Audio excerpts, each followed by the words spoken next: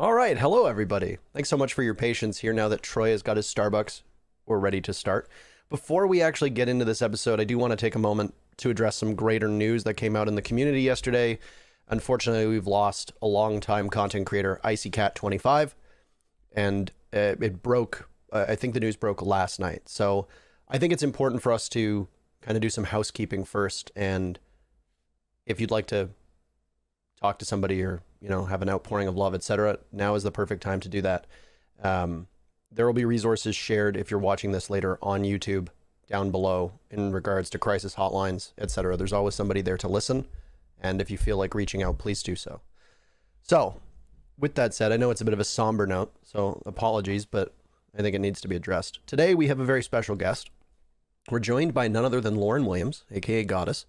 I think it's safe to say you're the most successful and decorated woman to ever play Rainbow Six Siege. You're a 3-time pro, you're a 1-time Dreamhack champion, and now you work for the Susquehanna Soniqs and moonlight as a brand ambassador while also streaming. So welcome to the show. Thank you. Now I want to touch off here and like we do with most of the episodes, and get started on your experiences that led you to this point, because I think everybody has an interesting origin story. But a lot of this podcast is obviously going to be seen through a different lens, as you are a woman in esports, which is not particularly common, and especially in our scene is very rare to see a woman be able to climb as high as you have. So the first question is not just going to be what drew you to Rainbow Six, but as a young girl, what drew you to gaming in this environment in the first place? Well, when I was a kid, I'm from Iowa, so I grew up on a farm, and we didn't really have internet out where I was. So my two brothers and I and my dad, we would actually play like the 4-player split screen, like Call of Duty, and we would do like 2v2s, and that was kind of my introduction into gaming, I guess. Like we would play Call of Duty, we'd play Halo. There'd be a lot of screen watching and screen peeking and a lot of fighting, but that was kind of like my big step into gaming. So you were prepared for the stream sniping ahead of time. You were born in it. Yes, quite literally born in it. Raised by it. I was the screen peeker. Yeah. I can't resist. I'm not gonna lie. It's bad. Like I won't play 10-mans if like Rampy's playing 10-mans because I know I'll screen peek. Like I can't do it. Like when the other day we were like queuing up ranked, and Rampy was in another stack, and I literally said, I was like, dude, we gotta wait until he gets a game, because if we don't, like, I will screen peek and it's not gonna end well. It's tough, man. It's shameless. So you're dirty. You play dirty. When it comes to screen peeking, yeah, I don't like it, but my eyes wander. I don't know. It happens. We had a LAN party all way back on like Halo 3, and that was when TVs were still large, and we brought a bunch of those big flat screen TVs to my buddy's basement, and we had to erect dividers between them because people would literally stand up and like lean around and try to get extra intel and then feed it back to each other. There were no laws in those times of day, and I feel like now everybody has just moved on to stream sniping, which is apparently the coolest thing to do. It's so much worse than screen peeking. Oh, it's dreadful. Yeah. As a screen peeker. I've taken to playing on alts. I refuse to play in my main. I mean, the amount of streaming that Troy and I have done has plummeted for a variety of reasons, but obviously a big part of it is just that streaming is not in the best place right now. But with you diving into video games, because I think everybody's got an interesting tale as to how they first found it. What were your experiences like growing up? When you'd go to school or you'd talk to friends, etc., while playing games, did you find that there was any ostracization coming from people in school? Did you get picked on or bullied for it? Was it embraced? Well, I had a graduating class of 98 people. I think I was maybe like good friends with 3 or 4 people. And I think like the close group of friends that I had, like they understood that gaming was what I enjoyed doing. Like when I went home, like I wasn't the kind of person that would want to go out to parties and stuff like that. I literally would just go home and play video games like after sports. But I don't think I was necessarily bullied, because I was kind of the person in high school that just like, I wasn't friends with everybody, but I wasn't necessarily like an outcast. I was just kind of there. I kept to myself very much. So it never really popped up that Nope. you never really had to deal with anything as a kid. That's I I honestly don't think people really realized that I was into gaming until after I had already graduated high school and graduated college, and then I started streaming, and my stream kind of, I guess, grew a little bit, and then my Twitter grew with it, and that was kind of when people from back home were like, "Holy crap, she plays video games," and that was kind of how people found out. what was the experience when people were discovering you? Because I mean, I'm sure Troy has this as well. Anybody that's in this realm, it's almost a given that one, two, maybe more people from your life will figure out who you are and or find you. What was the initial reaction when people discovered your Twitch, your Twitter, that you were in gaming and in esports? Well, for me, people back home, I tried to avoid them. That was just my thing. I just nope, didn't do it. I did not have the desire to talk to them. You just didn't want to deal with the riffraff. Well, I mean, for me, it was kind of like if people didn't really put an effort into it back when I was, I guess, like a kid or when I was younger, why would they turn around and want to put the effort into it now? Was kind of how I looked at it. Yeah. I have a similar kind of sentiment in that sense. I mean, I talk to some people, but like I'm not close with anyone like from high school growing up really. Um I have like other stories about how I kind of fell out of my like social circle from that. That was with my concussions and whatnot. But I don't necessarily think yeah, I what more people definitely started to reach out, I'd say, after uh like after started to gain success with gaming. And yeah, it doesn't feel the best. Nope. I mean, just like casual talking, like catching up is fun, but you can definitely tell when it doesn't feel right. I'd say. When people all People of a were sudden, only interested because you were doing well. that's literally what I was going to say. Yeah, they only take an interest because of what you are in now. And it's, you know, Yep. you have these people from the past who'd never really given you the time of day that are now very chatty because they want to hear about your experiences. And Mhm. it seems disingenuous. So, as you were growing up and you started streaming, you obviously you come from a small town, you come from a small school.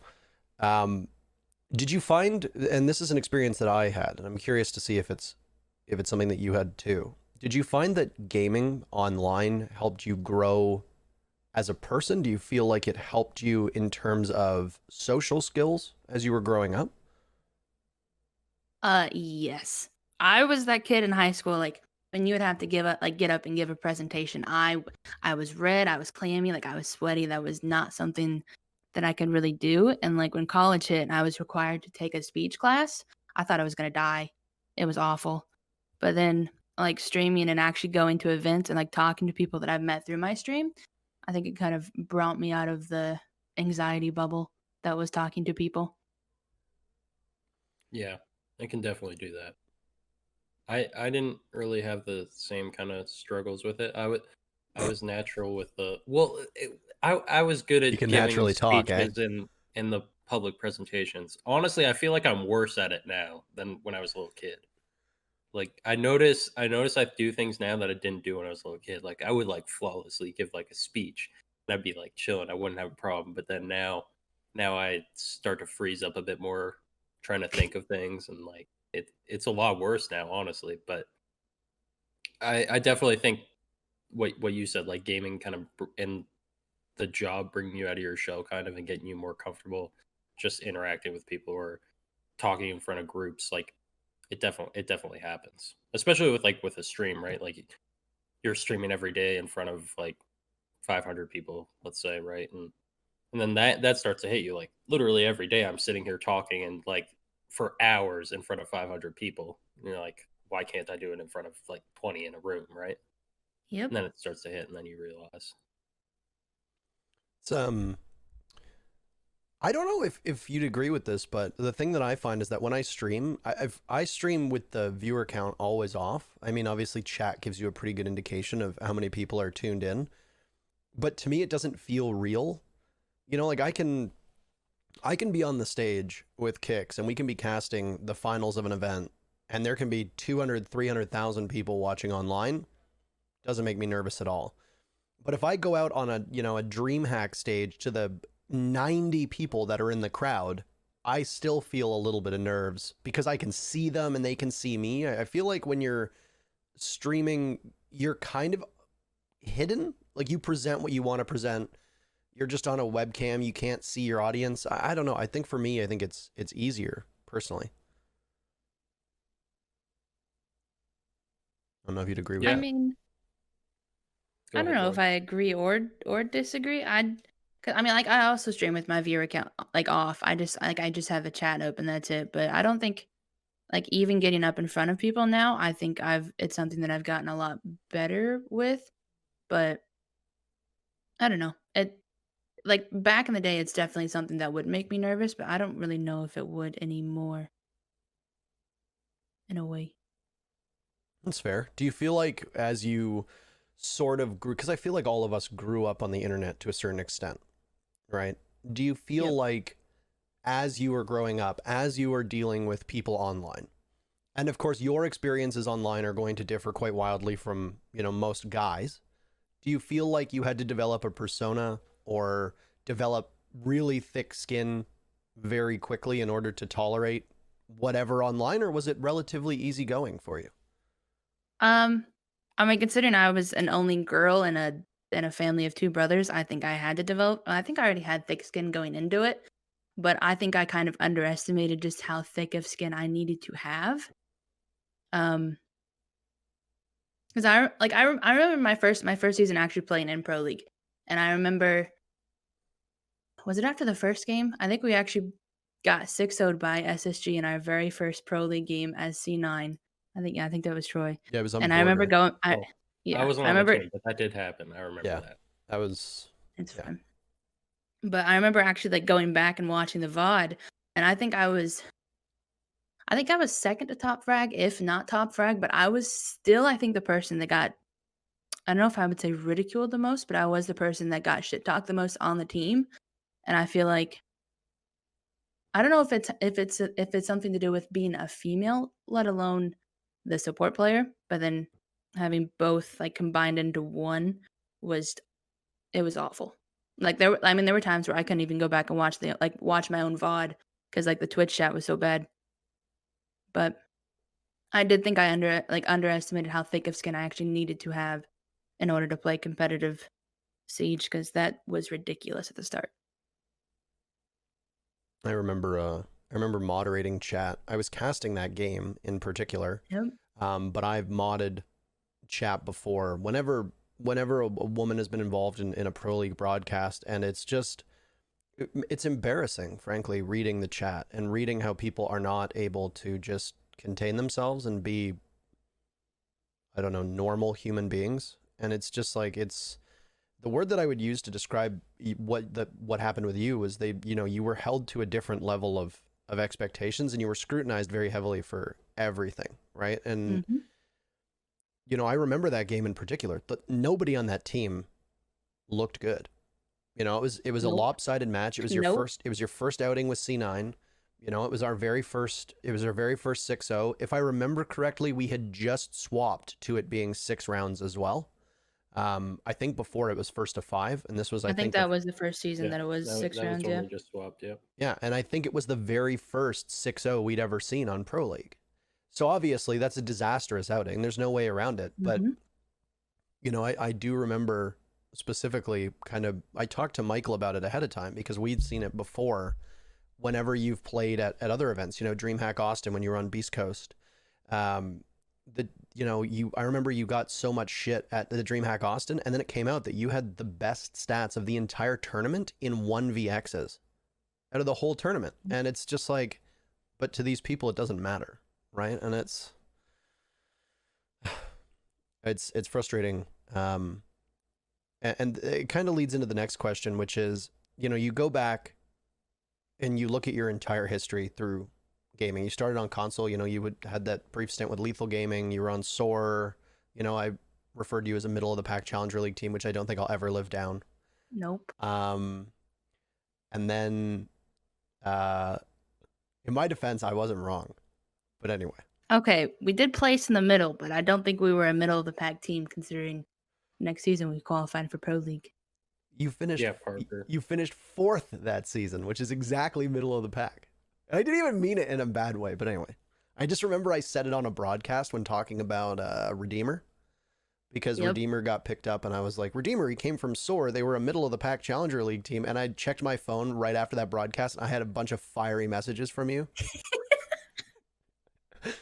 How dare you say we're middle of the pack? I was like, you finished 4th. What do you want from me? I do remember roasting. So you started out, and you have a really long history through this game. You know, you were involved before the first invitational. There's not a ton of people that are still around, and more importantly, are still relevant that can say that. And given the experiences that you had online, how do you differ today? How does the goddess of 2020 differ from the goddess of 2015, 2016, 2017? I think the biggest difference is like, am I allowed to cuss? Yeah, of course. How many Mhm. fucks I do not give is literally, I think, is like the only difference. Like, I don't want to say that I was sensitive. I was probably pretty sensitive like 4 or 5 years ago, but now it's at the point where I literally just do not care. That's probably the only difference I can personally see about myself. You think that's a byproduct of just dealing with those types of swamp creatures online daily? Yep. Yep. Yep. Swamp It's creatures. almost, I don't want to say it's on a daily basis, but it's probably on a daily basis. I don't think that I actually like in the last season, I don't remember a game that I like a ranked game that I've gotten into where I haven't gotten some like witty remark or some guy just trying to be edgy. Is Yeah. how I like to refer to them as. I mean, can we even just kind of, do you think just calling it edgy sort of diminishes what they're doing? Because it's like it's sexism, and a lot of it is coming from a place of misogyny. And do you think that saying like it's edgy kind of just like hand waves away the severity of what they say and how they act? I mean, yeah, but then I feel like that's kind of me putting a title on like what they're doing, and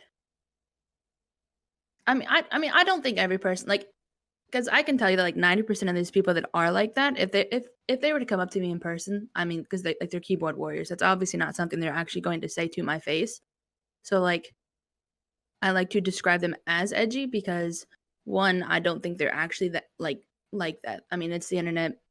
People, I mean, it's not an excuse. Like it being the internet shouldn't be an excuse, but the fact that it is the internet, they don't get any repercussions for the things that they say. I do think it's just kids trying to, I guess, diminish other people to make themselves feel better, or at the end of the day seem edgy because like they're probably with their friends. Oh, they're probably trying to look funny. They're trying to be cool. They're trying to blah blah blah blah blah. It is what it is, but I guess that's where the thick skin comes in handy. I think it upsets my friends more than it upsets me now. That's valid.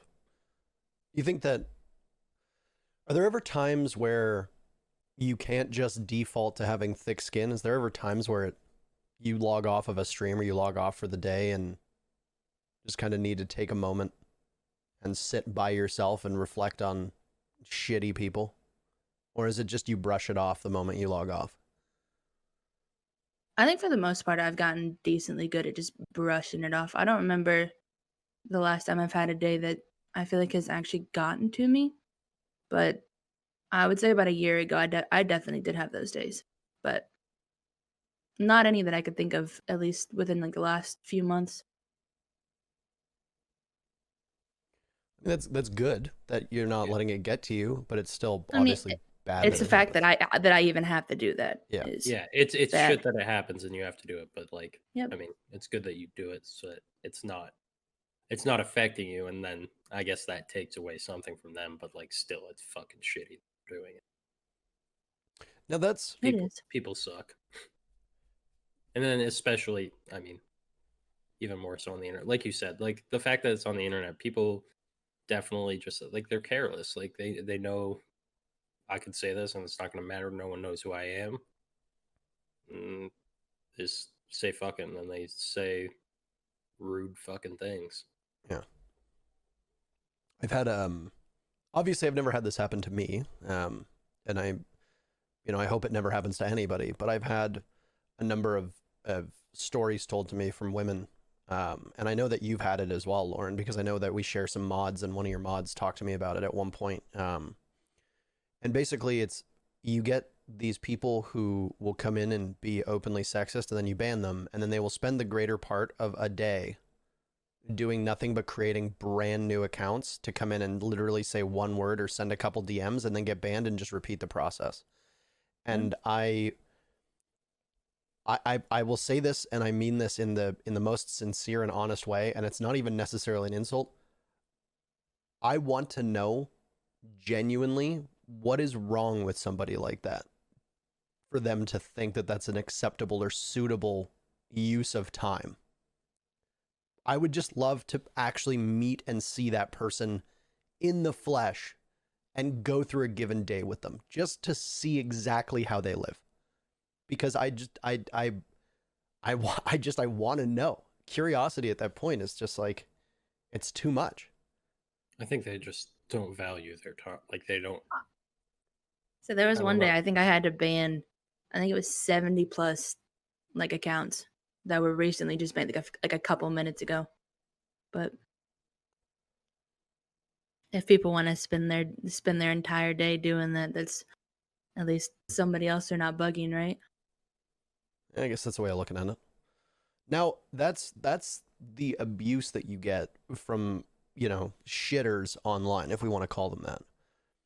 But what about in competition itself? Did any of that negativity, toxicity, did any of that bleed through to when you were playing back on Xbox, when you were playing, whether they be from your teammates or from your opponents, any comments that were made during scrims against you or anything that you heard being gossiped about, etc., when you were a competitor at the highest levels? From other competitive, from other Pro League players, I don't think I've. Okay, I take that back. I have gotten shit from one person, and I had to block that person for like 2+ years. But then I turned around and I teamed with him. So, I mean, other than that, I mean, I'm trying to think of how to word it. To an extent where it actually affected my gameplay, no. To an extent where I had to block said person, yes. It's I remember you I think it was you telling me a story about back on Xbox about how it was significantly worse or more pronounced than it was on PC. This was a conversation that we had years ago, so my memory's not the greatest. But I think I remember talking to you about it because I was talking about your experience regarding the first invitational. And you were supposed to play in it, if I remember correctly, from what you told me. And I don't think a lot of people are aware of that. So if you feel comfortable telling that story, because I think it is an interesting one. How I was supposed to play at the first invite? Yeah.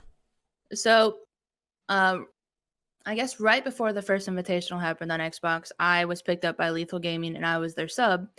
And a couple weeks before the actual invitational happened, I got a message from somebody on my team and they were like, hey, we want you to come to the event. We're probably going to have you play because so-and-so is not doing, I'm not going to name his name, but so-and-so is not doing too hot. And I was like, okay, I have my passport, so I probably should be able to go. And I was going to sub in for a game. And then I think it was a week and a half before the event, my grandfather actually ended up passing away. And I ended up I messaged him and I was like, hey, I'm not going to end up going to the event. So you're just gonna have to play with the person that you were going to, I guess, replace. And that was actually the event that they found out that competitive was no longer going to be continued on Xbox. So then at that point, it was just like, okay, well, one, I missed out on an opportunity, and two, I have to now spend $2,000 on a PC if I wanted to continue the competitive career that just abruptly ended. Were you streaming at that point as well, or no? Because you're on Xbox. So you could actually like stream through your Xbox, but it wasn't very reliable. So like I would say kind of, but I don't think I'd really consider it streaming. This was like the wild west of Rainbow Yeah. Six content creation as well. There Yep. wasn't streaming for Rainbow Six really didn't have any big names. If you think back, like I would say, I would hazard a guess that if you were to go back and look at the viewership for personal streams back in like 2017, the numbers would be ghastly. I remember back in those days, and when she would stream Rainbow Six, would only get like just a little over 1,000 viewers. George was rarely breaking 1,000 back in those days as well. So it was, yeah, I could imagine that streaming, like how almost like primitive it is streaming off of an Xbox or a PlayStation with how limited options you have unless you plug it into a computer, right? So Mm-hmm. It was pretty bad. yeah. So you transition over to PC, and your first real crack at it is that SOAR roster, if I remember correctly, which oh god, let me test my memory here. I know that the roster that you finished that season with had Cryogen and Redeemer on it. Yep. Along with yourself. Mm-hmm. Was Powerful on that roster, and was the Yes, he was. and then the other one would have been Breezy, if I remember Yep. correctly. Mm-hmm. So this was back. I like Troy's face. Just how the fuck does he remember that? This was back. The first time we met was when I got deputized to be an admin in CCS for the qualifiers back in, I want to say August 2017, maybe July 2017, where there was that outlandish matchup and you played till like 3 a.m. So Redeemer goes on to go into Pro League, right? He gets picked up by the Most Wanted roster, the Bittersweet roster, whatever they want to call it, which is the precursor Yep. to Space Station. You were the one consistent on that team. And it's Yep. like the team consistently revolved around you. And it's funny because, I mean, I wouldn't call the Sonics are not the same lineage. The lineage now is that SOAR roster that you're on, if you follow it all the way back, is now the Oxygen roster. Mm-hmm. Yep. Which is wild. And the question that I want to ask is, how the hell do you stay that consistent that you were the one constant on that team for almost 2.5 years before the whole Cloud9 reciprocity thing that we'll get to later on? How did you stay that consistent and essentially manage to stick on the team that long? I think I was the only person that actually had the balls to like speak up when people were doing things wrong. I guess was probably the biggest reason I guess was like kept around, or I was consistent, or I was still on the roster. But like when things needed changed, I think I was one of the only people to actually speak up and be like, hey, like you got to stop doing this, like you got to stop yelling, you got to stop arguing, blah blah. And then like if things didn't change, I would actually like confront people and be like, hey, like you are affecting the roster in a negative way. If things don't change, like there will be a change that is forcibly made. And that was, I guess, why a lot of roster changes happened. But I guess it was eventually for the better because we ended up actually qualifying for Pro League. But I just had large balls. I'm glad that we have that on record. Mm-hmm. Troy, do you have any insight on that team? Because I mean, you've been around long enough. I'm sure you kept an eye on the roster when they were down in Challenger League. They qualified as Beast Coast, and they got picked up. Technically, you qualified as Reckless, did you not? And then you got picked up by Beast Coast, and then you got picked up by Cloud9, if I remember correctly. I think we qualified as Beast Coast. I I think think we signed with Beast Coast in like the last half of CL, I believe. So we did qualify for Pro League as Beast Coast. I was trying to remember. I was like, did you? I thought you would. I thought the process that happened was you made it into the top 2, guaranteeing a spot to fight in relegations as Reckless, then got picked up by Beast Coast before that match. I could be wrong. I mean, because I remember being one of the 2 teams that were actually being paid in CL. I think it was us and Noble. But I do remember our team at the time was kind of like the team that, um, I guess kind of like set the like the bar for like how much you should be getting paid in CL because I don't think another CL team was getting paid as much as we were, or even getting paid at all. I'm trying to remember. Noble might have been, but I don't think it was much. I think Noble was getting like $200, but maybe even $100. But I do remember when Beast Coast picked us up, they were like, we're gonna give you this and this amount," and we were like, "Okay." Yeah. God, I remember the days of where people were getting paid in T-shirts. I just and- remember it happened right before DreamHack Montreal, or like a little bit before. DreamHack right? Austin. Austin, Yeah. sorry. Austin, Yep. you got picked up by 'Cause Beast we Coast. did Montreal was Cloud9. Yeah. Yep. Yeah. Yeah, I do think we were one of the 2 teams in CL at that time that was actually getting paid. And funny enough, Beast Coast actually just picked up another Challenger League team. That Yep. I think lost to Young's team the last dance 2-0 Yeah, on they Friday. got 2-0'd. Yeah. It was Yeah. they were Bruh, I think, before that. It's Yeah, like it's Sippin, yep. Fozo, Jay. Who are the other two? Anthony? Anthony. Then there's someone else. I remember meeting the Beast Coast folks. I feel bad now that I don't remember the fifth. I don't either, it's fine. Whoever Trying- you are. Let me tell you this much from experience. Trying to remember the rosters of every single region, all the new regions, all the new teams that have come in. Now I have to also be in charge of the Canada division and Challenger League to a certain extent. I'm maxed out on brain space at the moment. So No, it's You just need to get a it's whiteboard. tough. It is tough. Go mean, I start can writing all the do- teams on there. the whiteboard, I can't erase this. George. This is too important to get rid of.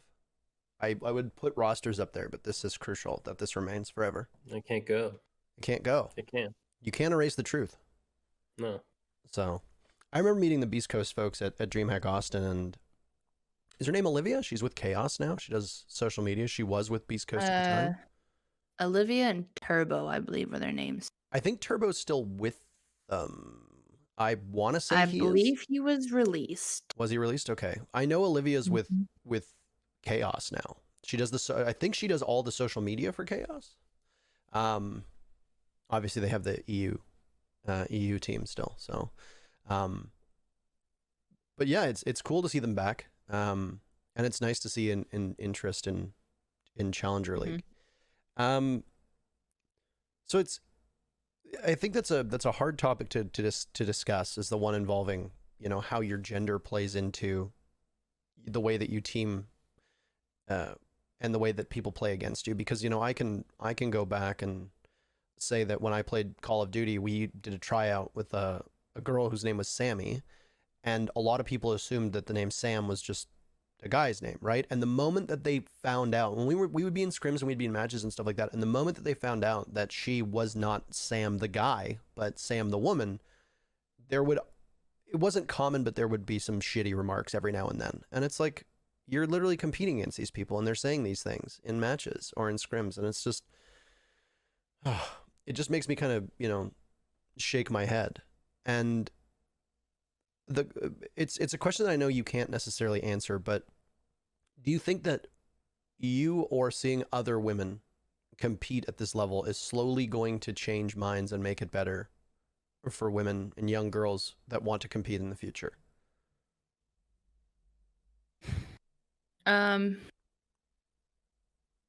Yes. Yes, I mean, yes and no. What I feel like a lot of people don't actually realize is that, like, you have to put hours on hours on hours on hours into this game to actually, like, I mean, there's what, 45 Pro League players in NA? And how many people play this game? Like a couple million? To actually be one of those 45 players to qualify or to be in Pro League. I mean, you have to give up your life to play this game. It's ridiculous. And I don't think a lot of people actually realize that. Like, it doesn't matter what I feel like what gender you are, but you have to sit down and I have 9,000 hours on this game. You have to put time into the game in order to get to where you want to be. And like, you're not just going to have it handed to you. Like, I didn't have it handed to me because I'm a female or anything like that. I put the time in and I got what I wanted. You no, I'll let you go ahead, Troy. I was just agreed. He's just I nodding. mean, it takes a lot. So I agree that it might change some things, but it might not change others. But like Lauren said, like it's gonna take a lot of work either way.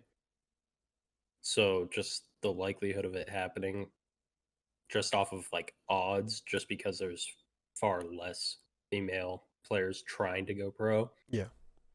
just because of odds. I mean, it's harder to happen, but I don't think it'll change in terms of like reception or like how people treat female players because I don't think like Lauren or any female pro doing well really changes it just because people are shitty on the internet. That's how it is, right? Yeah. Or people are shitty in general. I mean, I remember my first game playing against Troy. He teabagged me. Okay, but I teabag Well, I mean, like that's I that's the teabag thing though. Like it wasn't. Oh, like I mean, at the end of the day, like I was literally just another person playing in Yeah. pro Oh league. yeah. 100%. I mean, I got teabagged like 3 times in that match. I remember that Young also teabagged me. yep. I mean, our team's Mhm. ruthless or was ruthless teabags, but yeah, I mean, as far as I know, like anyone I know, and especially like my team, I mean, we saw it no differently. Like Yep. you were just part of that team. Like that was it. There was no, oh, she's on that team because she has a like there was nothing like that. It was just Lauren was on cloud nine, and that was it. Like Yeah. she was a part of the team. Yep. So yeah, I can't speak for everyone else in pro league.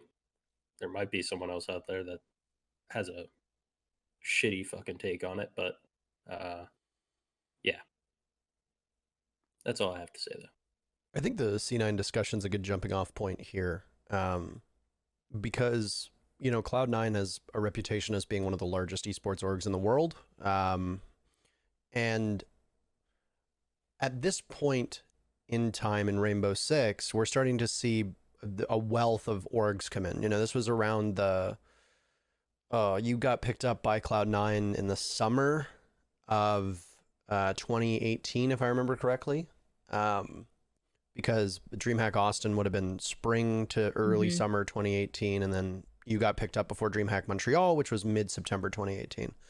This was around the time that we'd seen Liquid and FaZe and Evil Geniuses had come in a year earlier, and we'd just gotten G2 as well. And all these massive orgs are starting to come in. And for you, having gone from a quote-unquote middle of the pack Challenger League team to a year later being with one of the largest esports orgs in the world, I'm going to ask what essentially is another longer question, which is basically just, can you walk us through the story of how you get picked up by Beast Coast and then 3 months later you get picked up by one of the biggest esports orgs in the world without at that point having ever played a game of Pro League?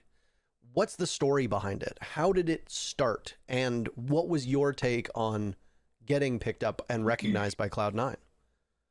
Well, I remember the time that we got picked up because I remember that was when a lot of European teams actually didn't have orgs, and a lot of people were like, "Oh man, they were going ballistic." People were not happy, but I remember right after we qualified for Pro League and like we ended up knocking out CLG. It was I feel like another decent sized org that was in the scene.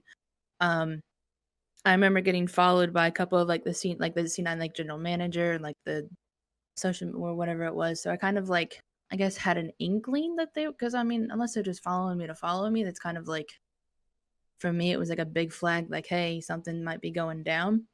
And then I remember a couple weeks later, Beast Coast reached out to us and they were like, "Hey, like Cloud9 is interested in you guys. Like you like we will sell you guys if you would like to go to C9." And I remember like everybody on the team at that point was like, "Yes, like, sell us. We want to go to Cloud9." And they were extremely enthusiastic about it. And then I remember the second we actually got sold to C9, people were like, "Oh my god, like why'd you guys pick up that team? Like, yeah, there's so many EU teams that are so much better, blah, blah, blah, blah, blah." And like people were not happy. People were tweeting, people were like instead of actually like welcoming the org into the scene, people were throwing a fit, be like, "Hey, like pick up this team instead. They're so much better. They're so much more renowned." And it was just like, okay, but they don't have like the marketing advantage of one being in NA and two, I guess having the first female pro league player, which was I feel like C9's biggest like, hey, female, pick her up. And that was kind of what happened. How was it being with them? How were they as in work? If you're willing to, I mean, obviously Uh, don't. I want honesty, but if there's stuff you want to disclose, as with all of this, feel free to avoid the parts that you don't want to talk about. um, I mean, I personally enjoyed being on C9. I don't know if the rest of the team felt the same way the whole time, but I would say there were advantages to being, I guess, in to being a female. Like I'll just put it that way. I did have advantages. I did have like I guess a lot more marketing purposes, and I don't think that really settled well with everybody else. Yeah, you were their star, Yep. kind of. Yeah. Yeah, I remember seeing a very quick amount of content around you, including their sponsors. If I remember, you doing some videos and content with them for that. Um, did it feel strange being elevated to that level? Did you feel like it was almost tokenism? What was your take on it? I mean, it definitely felt weird. Like it wasn't necessarily something I asked for. Like I didn't get picked up by C9 to like, oh, like I want to be sponsored by Red Bull or like I want to be on all their ads. Like that wasn't something that I asked for or necessarily even something that I wanted. I literally just did what I was told. Did you enjoy it at least? Yes. Yeah, it Yes, I was fun. did. It was fun. Yep. Is that the kind of thing that you think drives resentment amongst you and your Yep. teammates? You didn't even have to think about that Nope. answer. I think that depends on the teammates because, like, I will say, so I mean, this is a bit different, but like when I was on EG, like I was always like the face and the poster boy of the team, right? But I mean, the rest of the team didn't care because, like, the reason I got into that position is because I was like, hey, if you guys don't want to do interviews, if you don't want to do like media stuff, I'll do it. And no one wanted to do it. Like, no one on that team liked interviews. They all hated it. So they liked that I took that off their hands and it like worked well. But then there's other teams where like they see They that and like the spotlight. they're like, hey, I want to be that guy, right? I want to be in that spot. And I mean, I can definitely think of some people that were on that team that would want that. So it makes sense. We don't need to speculate as to who. I Before mean, I know there's going to be people, I mean, it's yeah. you know, I there's mean, it's not definitely, necessarily a bad thing, but that's just how some people are. Like that's just how they are. Some people like to be in the spotlight, and some people don't. yeah. Yep. So you think that, because this, I guess, kind of cuts the other way, right? We spent the first 40 minutes of this talk going and breaking down all the ways that you were negatively impacted in terms of gaming, in terms of competition, etc., because you're a woman. And then it cuts the other way. You think to a certain extent that part of the drive or desire for Cloud9 was to pick up what, not just at the time, the only woman, because you were joined shortly thereafter from Luna in APAC as another woman in the professional scene, but one of a tiny number of women in professional esports, period. It's not even that there's not a lot in Rainbow Six. It's that when you look at every other league, there are lots of leagues that don't even have one, not even one woman competing at the top levels. So, having gone through the scrutiny and the abuse of all these shitty people online, how does it feel to now have the pendulum almost, as you said, almost swing back the other way, with Cloud9 picking you up and then, promoting you based off of, Well, your gender?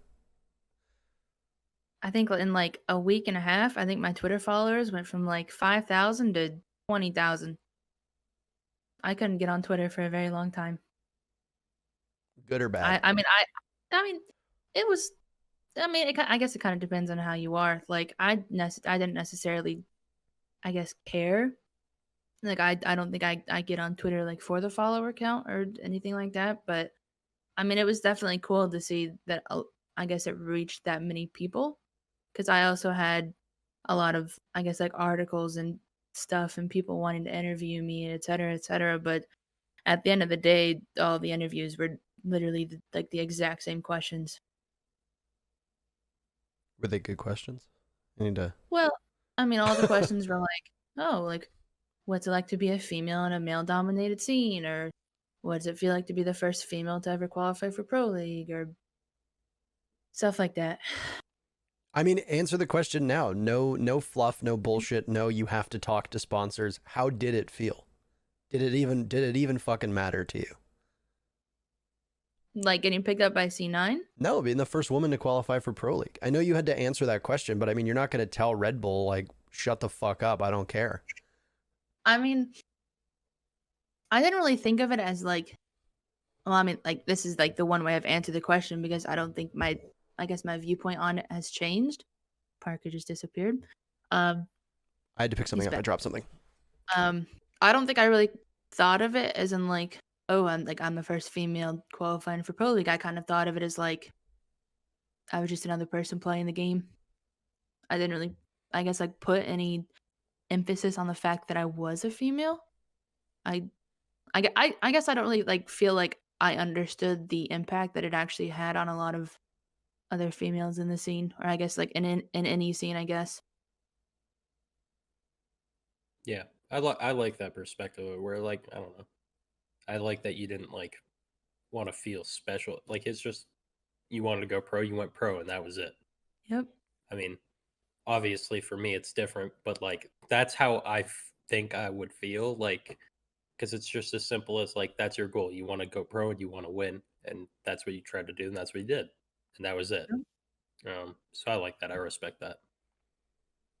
If it wasn't something that you noticed, but was it something that viewers noticed? As you Yes. start to rise in popularity, are you receiving messages of support, of encouragement, questions, etc., from other women in Rainbow Six? I mean, the amount of like DMs that I actually got from other like females and women like inside the scene, I think was kind of overwhelming. One of them's actually like one of my best friends now. Her name's Bia. She's from Brazil, and she actually reached out to me and she sent me like it was like a 3-paragraph story about how much like it impacted her and stuff like that. But I think I got that from a good maybe over 100 people. Like literally just females, over 100 females. Is it overwhelming? Yes. When you're reading all these messages, did you, first thing, did you read all of them? And if you did, what is that, where does that put you mentally? Does that put undue pressure and stress on your shoulders, or is it something that you welcome and, you know, it's touching and not at all in a way that leads to greater pressure, as if all of a sudden now you're a role model for tons of women watching? I think it was a little bit of both. Like it was definitely something I appreciated and something at the end of the day, like it made me feel good. But then like I guess going into actual competitive games and thinking, oh God, like now all these people are actually going to be watching. Like I wouldn't necessarily say a lot to prove, but a lot of people like looking forward to it. It was kind of scary.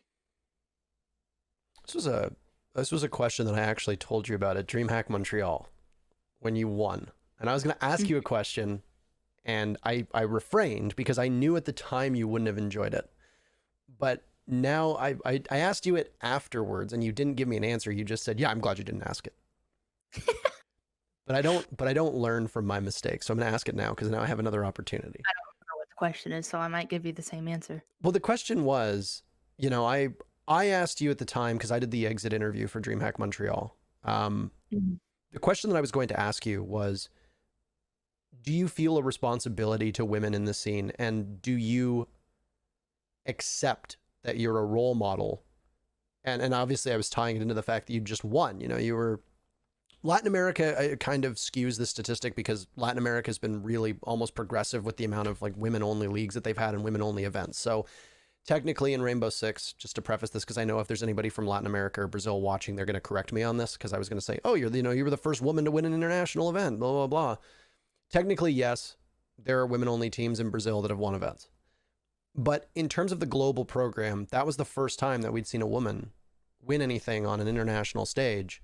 Do you feel like you had almost a responsibility and that you winning would work as a motivator or even just a point of inspiration for other women that were watching Rainbow Six? And do you feel like you had a responsibility to live up to their expectations?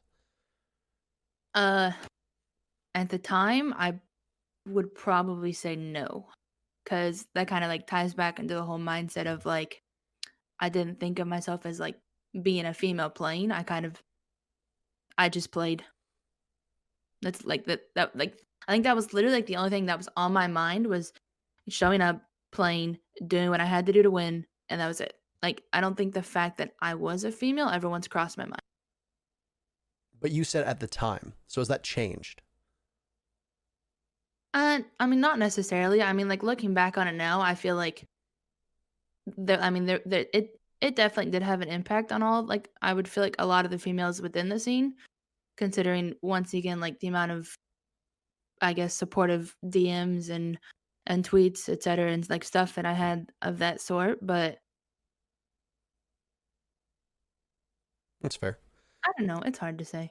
One of the things that really sticks out to me, and just to tie into this, and I know that we've dwelled a lot on this topic in particular, so I'm going to try to wrap it up because I think that it's an interesting experience or perspective that you bring, and frankly, I'd imagine that there's a lot of people that are going to watch this and listen to this that the target audience is overwhelmingly male. Our YouTube statistics, by the way, for the first like 3 weeks, it's like 97% male right now. So it's safe to say that the people that are watching this are not going to have the perspective that you have. And I think it's important. But way back, it was announced in Brazil that they were doing that women's only league. And you were actually a very vocal opponent of that league. And then CCSW rolls around and you go in the complete opposite direction. You are one of the most vocal supporters of CCSW to the point where you want to help organize women's teams. You want to coach one of them. You create a women's only Discord and you start aggressively banning men that come into the Discord. So the question for you is, that happened over the span of about a year and a half. And I distinctly remember we had conversations on both of those fronts around both of those times. What was the thing that prompted you to change? Was there a specific moment, or was it just a gradual evolution towards, the point of view that you landed at with CCSW last year? This is tricky. So I think the reason that I was, I guess, more okay with the CCS Women's League rather than the entire like Brazilian circuit that was just 100% like I guess like the women's league was because in my mind like the CCS women's thing was kind of like a foothold for like the NA females to actually like experience the competitive scene, to actually see what it's like to play on stream, to play like in a coordinated team environment, to do stuff like that. I think that was why I was the biggest supporter of that, because I actually like I wanted more females to be able to experience what I experienced, or to possibly like take that experience and like grow it further. Like, oh, like maybe they liked it so much they're going to go out and like actually start a team and try to qualify for Challenger League, et cetera, stuff like that. And I think the biggest reason I was against the Brazilian circuit was because I didn't really see it as like a foothold for the Brazilian women to get into the competitive scene. They just had their own league. And if I'm correct, I believe they still do. I'm not entirely certain. I know the league at the time, it was just a national circuit that was culminating in like a show match / LAN finals. This is also, for those that are unaware, this was also something that was announced back in the spring of 2018. So we have to go way back to try and remember that, if people remember. Whereas, CCSW was a lot more recent in people's minds. I know that there are a number of women-only Brazilian Rainbow Six teams, and I know that they've done events recently. But I mean, Latin America is kind of a blind spot for everybody because it is kind of isolated, and it's very hard to keep track of it because it's, I mean, well, if you don't speak Portuguese, it's a real challenge because very limited information comes out of that region in English. But yeah, I just wanted your take on it because you were, the amount of people that I saw during CCSW and when you'd play directly sourcing you as an inspiration was astonishing. It frankly, it surprised me. And I assumed that people would see you as such, but I didn't think that so many women would respond the way they did, and it kind of caught me off guard. And I mean, I think it's very fair to say that CCSW doesn't achieve the success it does if you don't go, full-throated support like you did. And I don't know if you're going to be humble and say that you don't deserve any credit, but I honestly don't think that CCSW reaches the heights it does if you don't step in the way you did, and you organize the way you did, and you support it the way you did. Yeah, I mean, didn't they actually have to expand the amount of teams that, I think they went from 10 to 12 teams, didn't they? Because so many people actually signed up for it or wanted to do it. But yeah, I mean, I don't think a lot of people even realized there were that many females that play this game. Yeah, I mean, the fact that they could make 12 full teams of just straight up like women that wanted to play the game, for me, was kind of crazy. There was I remember that registration filled up in 2 days or something along those lines, which is nuts. The demand was significantly higher, I think, than they'd anticipated, right? Yeah. I don't know, Troy, did you watch any of it? Because I feel like you've been briefly. I briefly have checked it out, but I mean, I was definitely surprised by it too, though. And I think, I mean, that's kind of a shitty thing in a way too, though, that this league is made, and then so many women join it, so many teams join it, and then you're like, oh wait, you're surprised by how many there are. That's a shitty thing, I feel, right? I mean, it goes to show just how, I guess, oppressive the community is in a sense, right? right. So yeah, but I do think it's a good thing, and I think why Lauren mentioned she supported it so much, and what I like about it, and hopefully it transitions that way, but getting introduced to the competitive side of the game and playing as a team, because it's literally a different version of the game, and that's what Lauren's getting at, is that she wants other females to experience that, other women to experience that, and then to try and join a team and possibly make Challenger League. I think that'd be awesome to see. If even if it's not that many, but if at least some try because of it, they find that they really like it, and they do have the drive to try to make a Challenger League team and see where they can go.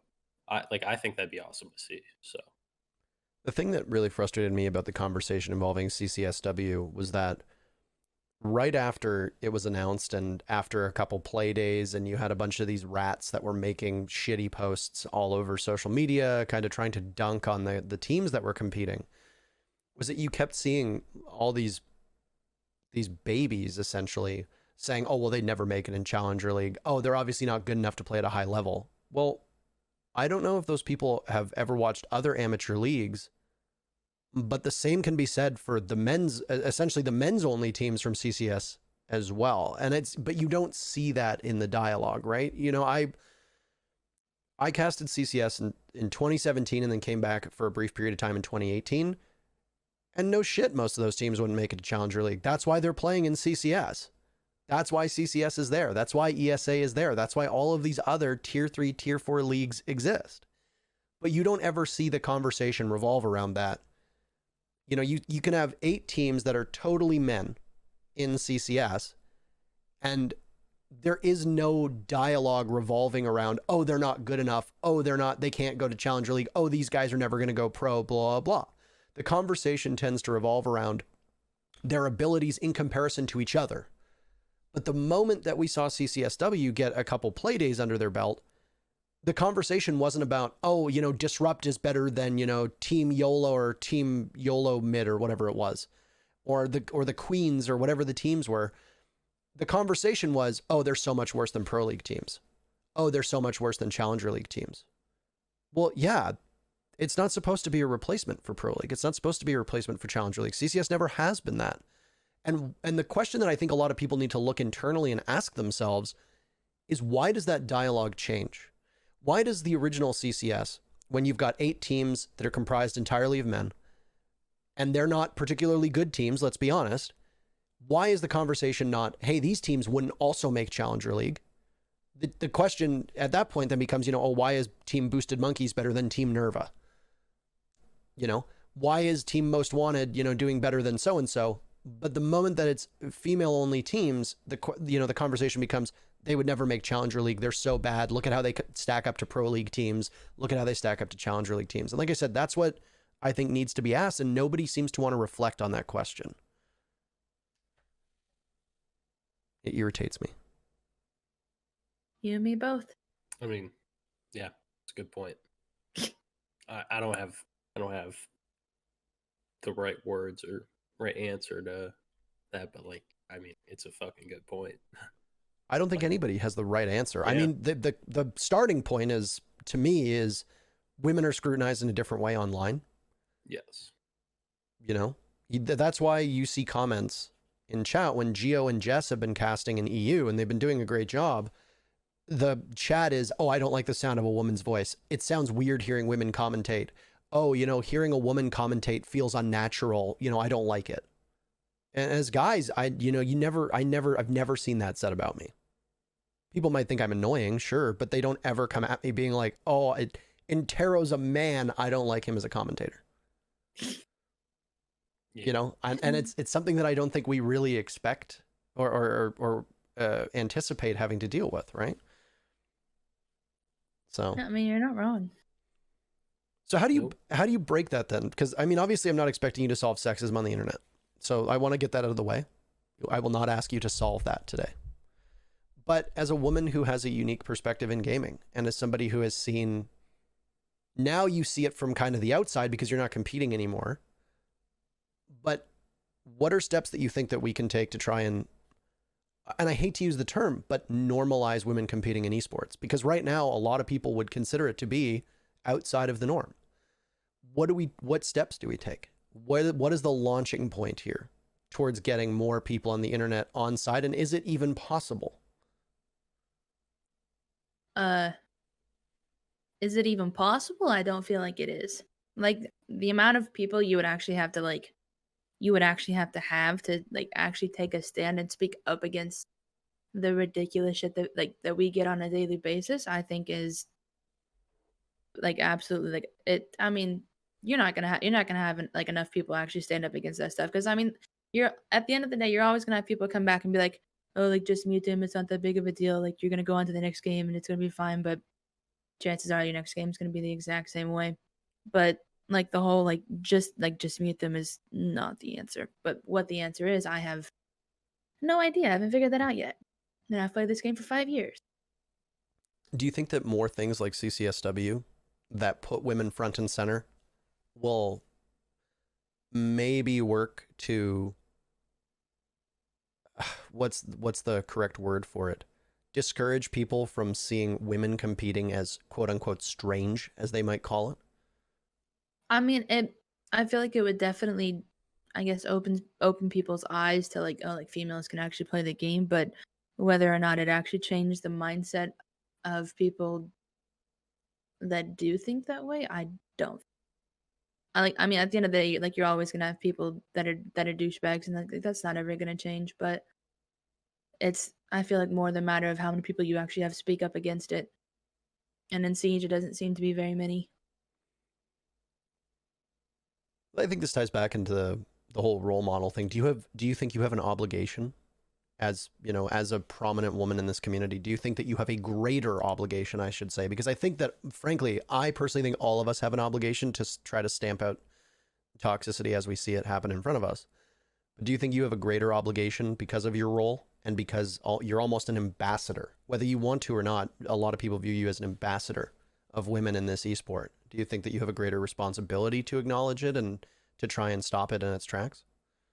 Yes, I do. I mean, the amount of times that I'll get on Twitter and I'll see people, I'll see women tweeting, oh, this here's a clip of what I had to deal with today, or something like that. And the amount of people that I see, I guess, kind of just brushing it off and not really vocalizing it for what it actually is for me, it's kind of insane that people are able to just, I guess, move right past it and act like it didn't happen.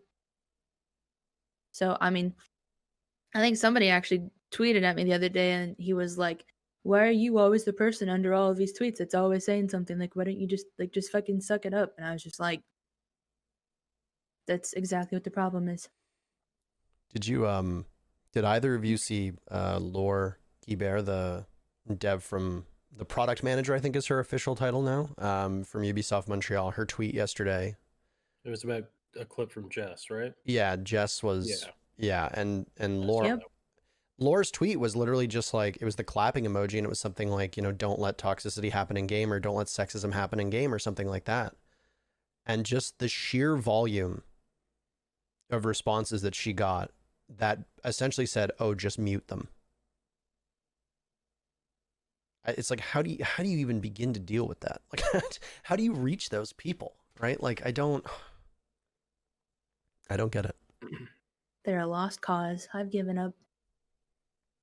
What about you, Troy? I mean, obviously this is a domain that, for you and I is strange because we don't have to deal with this, right? So it's tough for us. It's tough for us to navigate this. And it's like, for me, even, I feel uncomfortable a lot of times talking about these subjects because I don't speak from experience. But you are one of the largest figures in this community, and you have a bit of a cheeky streak to you. You teabag, you talk shit, etc. How do you then balance that, if you do it all, by then being, kind of a figurehead as well to try to talk about toxicity, etc., in game and on social media?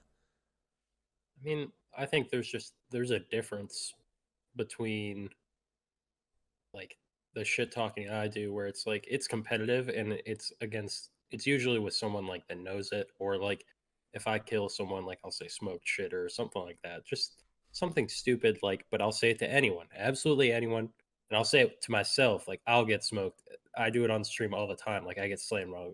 It's like, oh, get slammed, shitter, and I'll say it to myself, like I think, I mean, it's just the fact that it's like it doesn't matter who it is. You say it regardless. And then the toxicity thing is like you can't be targeting people and you can't be like just belittling them and stuff like that. Like, I mean, it's a difficult subject, of course. And I agree with Lauren. Like, it's a matter of, especially in game. Like, if you're in game in a situation where someone is just being a misogynistic fucking prick, or like just being a dick to anyone, just tell the guy to shut the fuck up. Like, It's really easy. seriously. It's It really it, easy. it and like you're literally right in saying that. Like, just immediately just shut the fuck up, dude. Like, 100% I would do it. I actually haven't came across that in game before. Somehow. I haven't.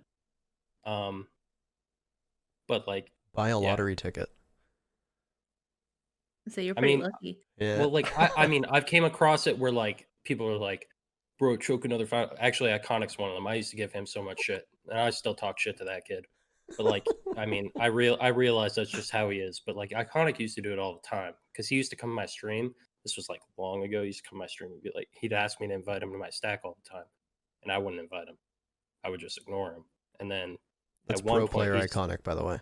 yes, and then at one point King he Iconic. would start to he would play against me, and then he'd start to type, and he'd talk shit to me, and like I would just swing back because like, I mean, that's the thing, like people expect like you can't talk shit back if you're a pro player, and you should. I don't know. Call people out. People are assholes. Tell them they're assholes. Tell them to shut the fuck up. I think it's Yeah. it's something that is controversial online when they say, if you're, silence is you being complicit, right? And this happened and was a conversation that happened, I think, over the whole Black Lives Matter movement, which actually you spoke on, Troy. And I wanted to ask you about that in just a second, but kind of keeping with this topic and this theme right now is, if you see somebody being bullied or harassed, do you have an obligation to speak up? I think that, the answer is yes. And I don't really think Yeah. there's much wiggle room there. I think that especially if you're a guy, you have a certain responsibility to talk to another guy and say, hey, stop being an asshole, or shut up. And it gets more important as your platform grows. And For you in particular, Troy, you know, you're one of the figureheads of this game. I would hazard a guess that you're probably one of the most marketed and well-known people in this scene. And you did something a little unorthodox, which is you issued a tweet, or a couple tweets actually, if I remember, on the whole racial injustice, Black Lives Matter movement a couple weeks ago. Now, my memory could be failing me, but I don't remember seeing you take a stand on a really big socio-political issue before. Is this a change that you're making? Are we going to see more Canadian talking about important issues, or was it just something that you felt really strongly about? And if so, or rather regardless of the answer, what pushed you to actually speak out about that? I mean, I definitely think I probably will speak out on things more often now. I would say in the past, I think a lot, like I even mentioned it in the tweet, is like a big reason I don't speak out, and especially a lot of other pro players don't speak out, is you gotta remember, like a lot of them, and myself included, at least previously, like I mean, still we're young, like we don't know what the fuck we're saying either. And that's the thing, is that when you're in a position where you know that you have like a lot of influence and you're talking about something that's important and serious, you want to be careful about what you say. And if you're not confident in what you say, you don't want to say it. Right. And I think that's why a lot of them are hesitant, because they don't want to say the wrong thing. And then like, and that's another big thing, is that when you say the wrong thing, like it fucking blows up in your face. And like it can ruin a career. Um so I mean, I think I've gotten better at understanding things and being more sure about how I want to say things and stuff like that. So that it was something I spoke up on because, well, one, obviously it's a huge fucking problem, and I felt the need to say something. But also I wanted to address the fact of why so many pro players are hesitant about it, because I do think a lot of people get shit for not saying things. And obviously I do think they should try to change that and like try to educate themselves so that they can speak up. But I do want to shine the light on the fact and kind of let people sympathize with them a bit to understand why they might be hesitant to speak up. Obviously, there's some situations where like you don't let it pass. Like, for example, if someone's in your game being a fucking dickhead, tell them to shut up.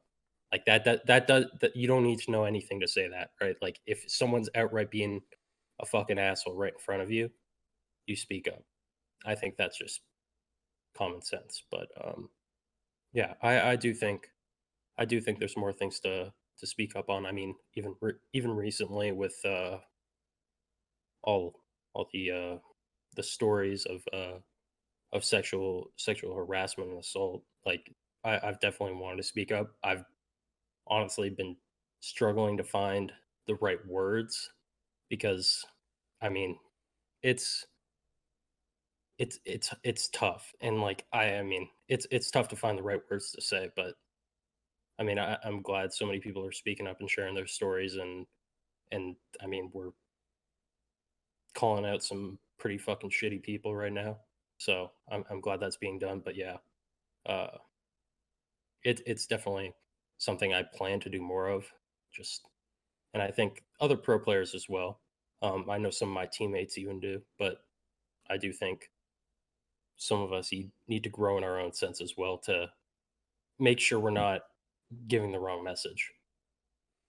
I've I mean I've spent I was really lucky to have spent 6 years, give or take, a little bit more than 6 years in politics, and then about 4, 5, 6 years really in the thick of it. And I was media trained, and even with all that, and it was really strict media training. And with all that I've learned and all that I've seen and all that I've been taught, I mean, I still have an incredible struggle being able to put my words down for these types of topics. And I'm turning 30 in a week. You know, I can't imagine, and this isn't obviously to excuse it, but I can't imagine being like a 19, 20-year-old, knowing from my own experience how little I knew of the world back then, and then being thrust this huge platform with possibly tens of thousands of people watching, and then knowing, as you pointed out, that if you kind of just spit out a tweet ham-fistedly, you're going to get torched alive on social media, right? And it's something where in the past I have I have edited people's tweets for them in the past and given advice where need be. And for anybody that is watching this, if you're somebody in the scene, a pro player, a content creator, etc., and you do want to try to voice your thoughts on a subject matter, I'm not going to judge you at all if you want help or advice. I'm more than happy to provide it, and my DMs are always open. But I think that it's really hard to navigate that. I have found a lot of difficulty putting down proper words for the Me Too movement that gaming is going through right now. It's like this huge watershed moment that will probably change our industry, hopefully change our industry, I should say, forever moving forward. And it brought up just an insane amount of uncomfortable, grotesque, horrifying, inexcusable behavior. And it's like, I have such a degree of difficulty to figure out how to voice my thoughts on the subject matter, because the way that I approach it is, you don't want to take away agency or, from the women who are talking about it. You want to amplify their voices. You don't want to talk over them. You don't want to speak for them. You don't want to take away oxygen from the debate by possibly looking at something else. And what I've found so far is the best thing for me to do is just retweet stuff I'm seeing and not actually give my own feedback. The only time I did give any feedback was when, we had the issue hitting our community to a certain extent, a couple days ago with a certain individual. And that's when I didn't even really share my thoughts, because I still don't know how to put those thoughts together, so I can totally understand where you're coming from. And I understand how challenging it can be, because on top of all that, the one point that you didn't touch on that is very common is you don't want to piss people off. There are a lot of players that don't want to make enemies. And, I tweet about hot button political issues. I wouldn't say regularly, but not uncommonly. And I'll get really shitty, stupid takes back in response. And it's like, if you're not somebody who's used to that, it can be overwhelming if, you've got 11,000, 12,000, 20,000 followers and you tweet, something about in support of a certain movement or political issue. And then you get 4 or 5 people responding, basically calling you an idiot and saying really hateful and hurtful things and possibly unfollowing you and stuff. That can fuck with people. That can fuck with you as a content creator. That can fuck with you as a public figure, quote unquote, in our scene. And there are a lot of people who just don't want to rock the boat, and they don't want people to dislike them. It's not even just necessarily that, though, for me. Like, obviously that's a part of it. Also, like I said, like the skepticism of when it's a very touchy subject, like, I mean, a couple people, like, I understand no matter what you say, you're going to piss someone. And I completely accept that. I don't care. Like, that's going to happen. Anything I say, like, someone's going to get pissed off, and so be it.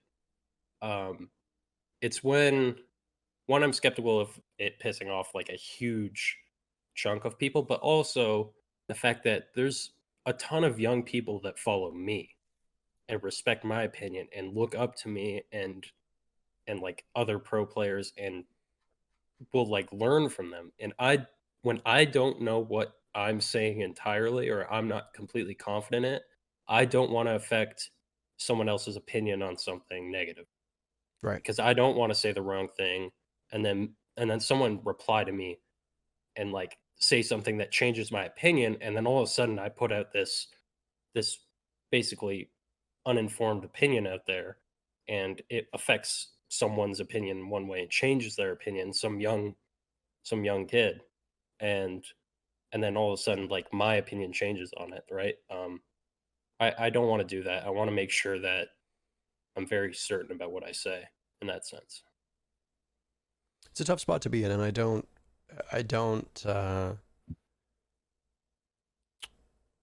trying to find the words here. I don't fault some of the players for not speaking out.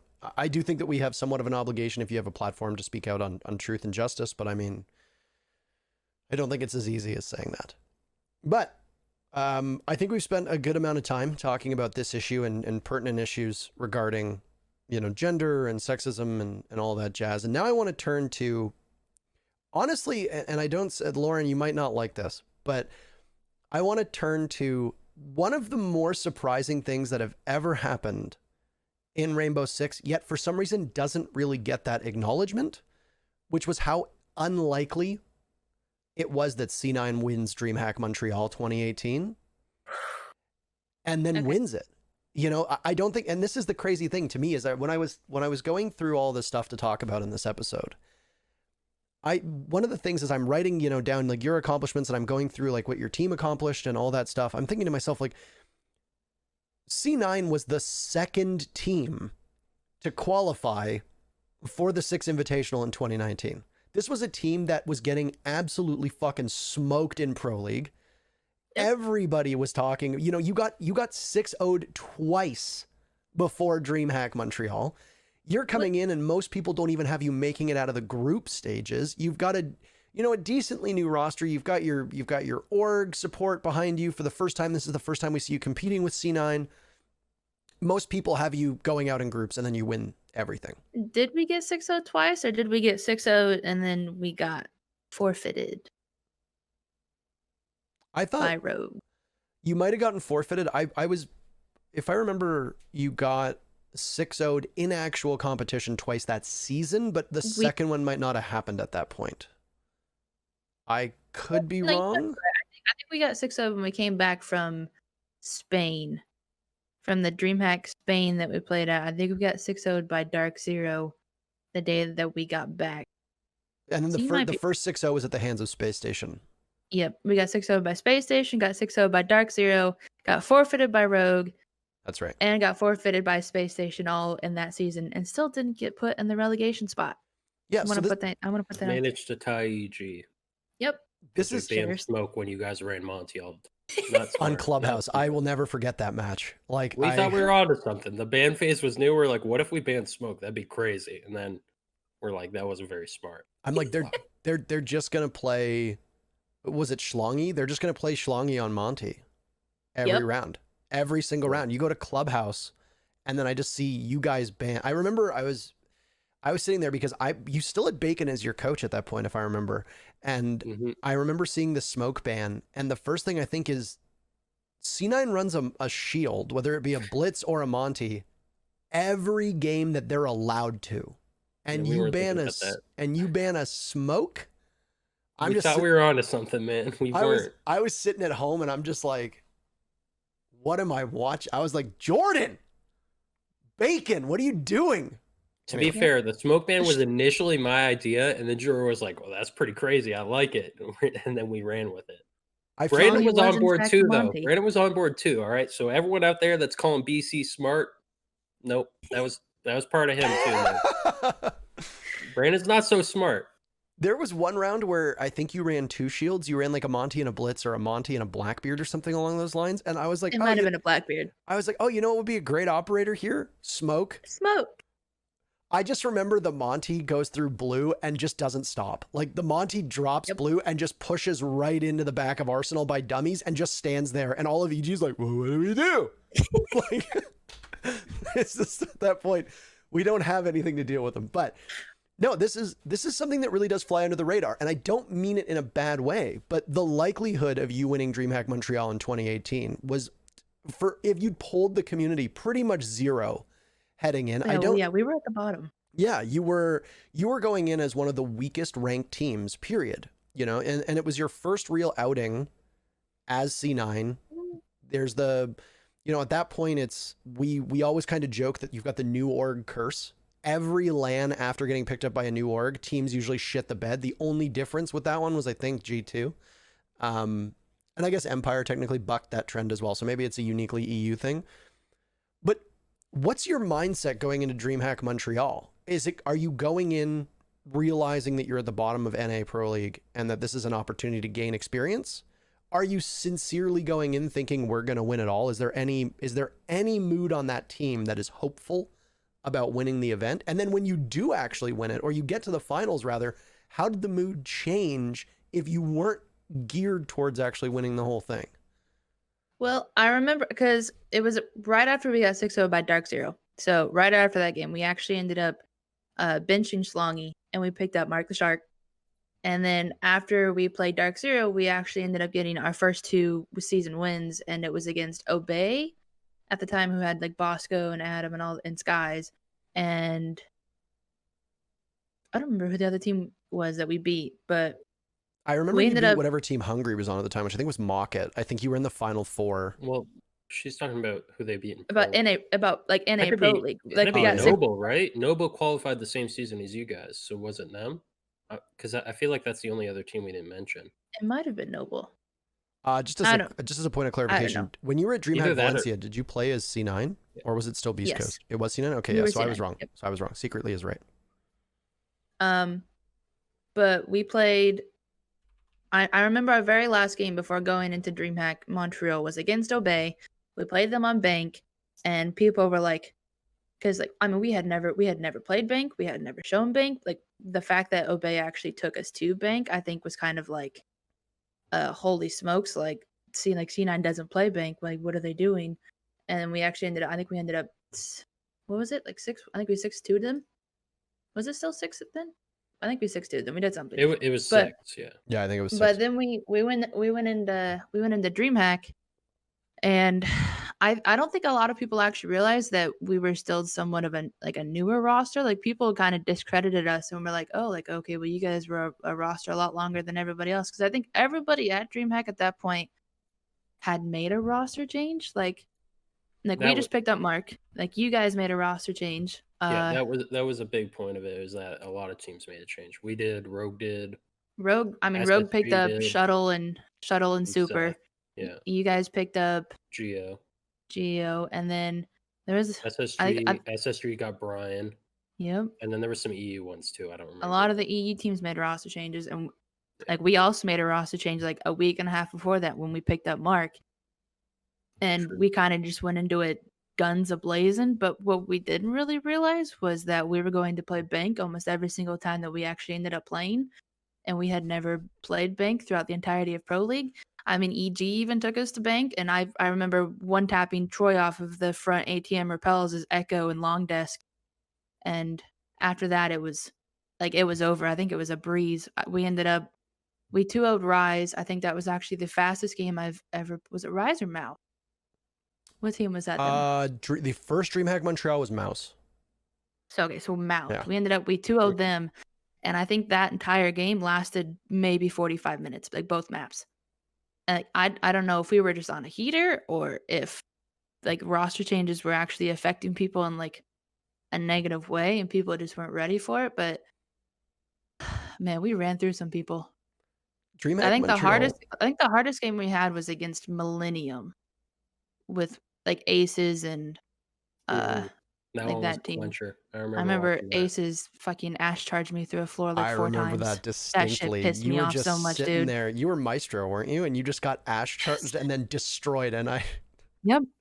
But he did that like 4 times. I mean, it confused the shit out of me. Like the first half of because it was on Villa. The first half of the game, Aces was like 2-5 or 2-6, and then at the end of the game, the guy had like fucking 17 kills. It was ridiculous. DreamHack Montreal holds a really weird spot. Well, it did. I mean, I'm going to miss DreamHacks, presuming that they don't come back. I'm assuming they're not, as we haven't heard it, and our schedule doesn't really permit it. But I loved the DreamHack scene that we had. Number one, I'll just say this as a side note. DreamHack is probably the best company I've ever worked for so far. And I exclude Ubisoft from that because I don't really work for Ubisoft, and a lot of people seem to think I do. But DreamHack was just like the production was always outstanding to work with. It was always really low budget. You know, we had like 2 cameras. There was like steel folding chairs for the audience. That was it. You know, the broadcast was always kind of grainy, etc. But it was really casual, and it was kind of challenging to cast that appropriately, because like DreamHacks at their core are supposed to be really relaxed, not overtly competitive. And the prize pools aren't super great, but then we give like a coveted spot to the invitational at them, which is a huge fucking deal. So it's like we have like wobbly desks and like terrible conference chairs, and everything is casual, and you know, you can't get water when you want it half the time. And in Montreal, the faucets are only boiling hot water. There's nothing else.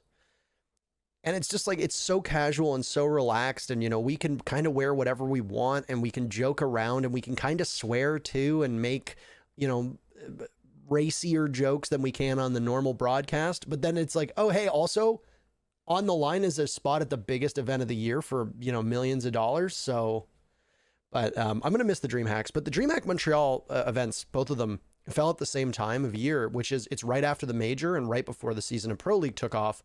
So everybody just kind of used it as an international boot camp. And you would get one or two, maybe three teams that would show up that would be, full form, fighting fit, and they would take it really seriously. But almost every team had roster moves.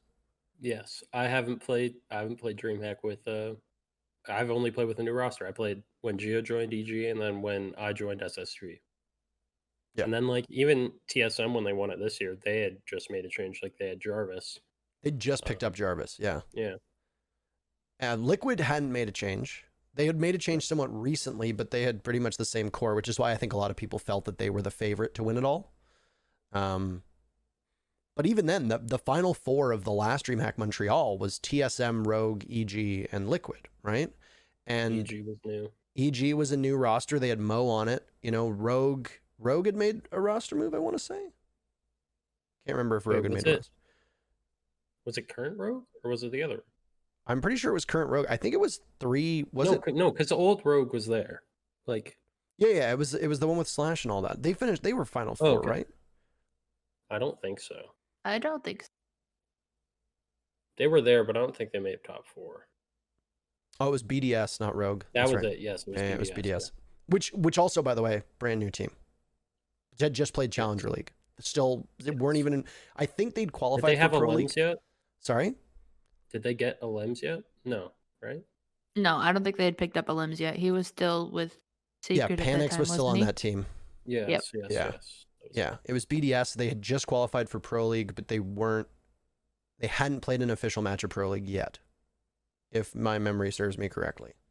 Rogue was there. Remember, they went through the BYOC, and they had just picked up Vertical. I knew Rogue was there. We played against them. Yeah, they didn't. Did they just pick up Vert? I think they had already had Vert for a bit, because they had Vert when I was on EG still. Did they have Vert? Did they have Vert at the Raleigh Major? They had Vert at SI 2019. Yeah, they had Vert for a while. I remember they had Vert SI 2019, so that was like long ago. I'm confusing Rogue with Rec. Yes. I was trying to think of because I was like, oh, Vertical made a roster change, and then I was like, Rec was the same though. Yeah, he went to Rec. Yeah, it's so confusing trying to remember all this. So, but yeah. So, what are your thoughts as you're captaining this team, and you're just seemingly like you're not losing. You're not losing at all at DreamHack 2018, Lauren. It doesn't matter how good the teams are that you're playing against on paper. The joke that we had at the time was every single match that you played would go to all 3 maps and would likely go to overtime and were always the longest games. And it was like this curse where you couldn't win without it being this extremely long match. Obviously the mouse one aside, it was just always these brutal grind fests. I think there was one set of games that actually went 3 maps. I think every other game was a swift 2-0. I think the third map. I think the only team we actually went to third map with was with EG, because I remember you guys beat us on Oregon, and then we won Bank and I think Consulate. Yep. So I think that was the only map that we actually ended up losing. But when we played against Millennium, I remember it went OT every single map, and we shouldn't have even won the first map against Millennium, but Retro somehow sat in a corner and diffused something while the guy was in closet, and he just didn't. That one still baffles me. But and then I remember the last round of the second map against Millennium, I was Echo shotgun in a fucking bathroom because none of my teammates like to run shotguns, so I had to take Echo shotgun to make our rotates and open our hatches, and I think it was me and Lax in a 2v3, and we somehow won that one too. But I don't know.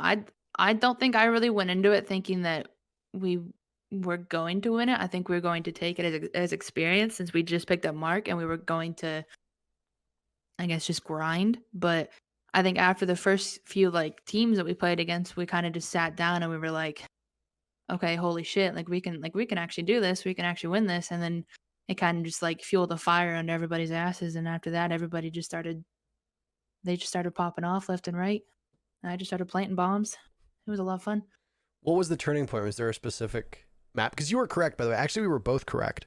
So in the group stages, you 2-1'd Mocket. That was a gruelingly long match. You 2-1 DG.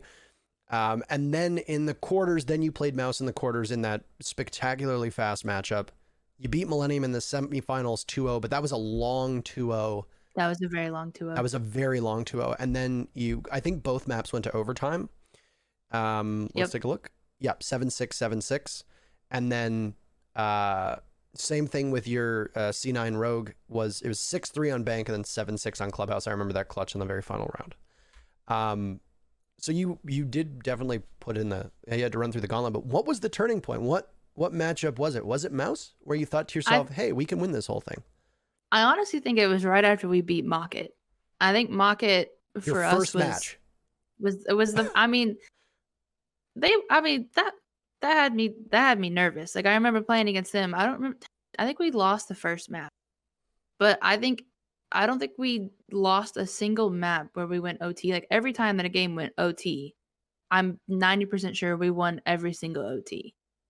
But I think when we played against Mocket, I think that was kind of like the biggest, oh hey, like we can keep up with these guys. And I mean, if you can keep up with Mocket at that point, I felt like we could keep up with everybody else.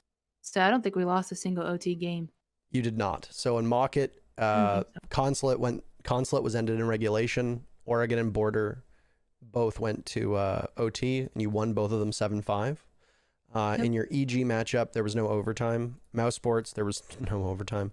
Nope. Millennium was 7-6, 7-6, and then regulation on Bank, and then 1 overtime in Clubhouse. You did not drop a single OT. So if they brought you to OT, you win. That's the way it works. Yep.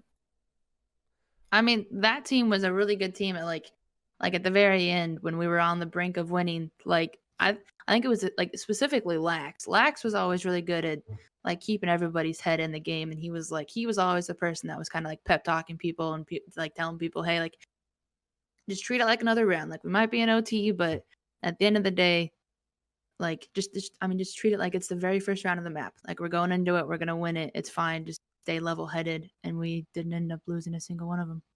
But Lax was always pretty good at keeping people in it. Now the trajectory of your team is interesting because after that you come back and you play better in Pro League and you manage to avoid relegations, as you pointed out, very rightfully so. You come to USN, and was the USN loss that year, which is this is 2018, was the USN loss that year surprising? Did you think that you would have gone farther? And then after that, you end up getting dropped. Did you see that coming? Yes. We also lost to a rat. He was a rat.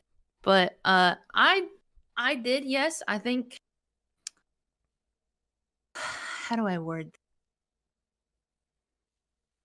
Well, to put it straight up, I don't think the Siege community is very good at keeping secrets. Right. So I think I had known for a while.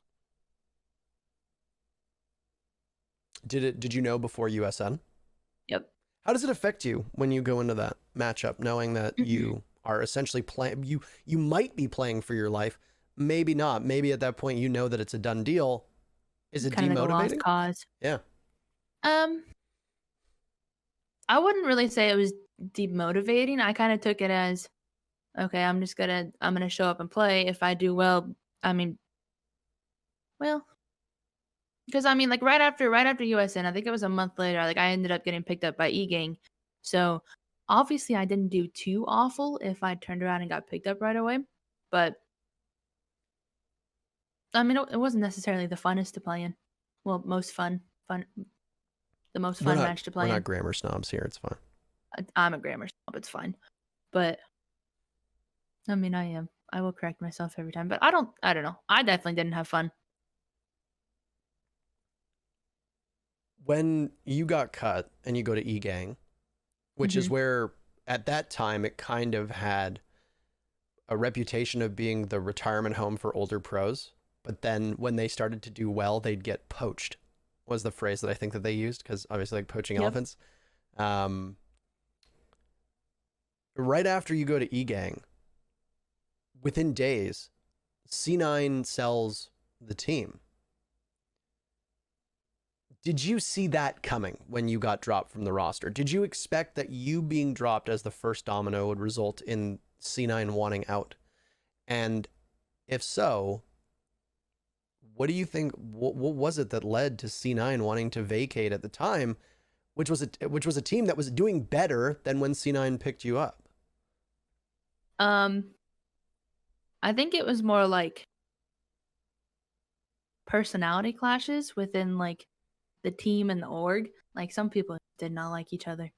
And I think after I got dropped, because I feel like I was kind of like, I wouldn't say the middleman between all of them, but I can tell you that there were some conversations that were had between people like that were part of the org and people that were part of the team that weren't necessarily the nicest or like I guess necessarily went the best, but You were a mediator essentially. kind of.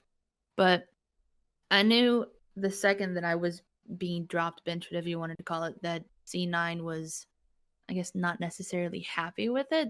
So to say that I was not surprised that well, I was kind of surprised, but then again, I was kind of not surprised. But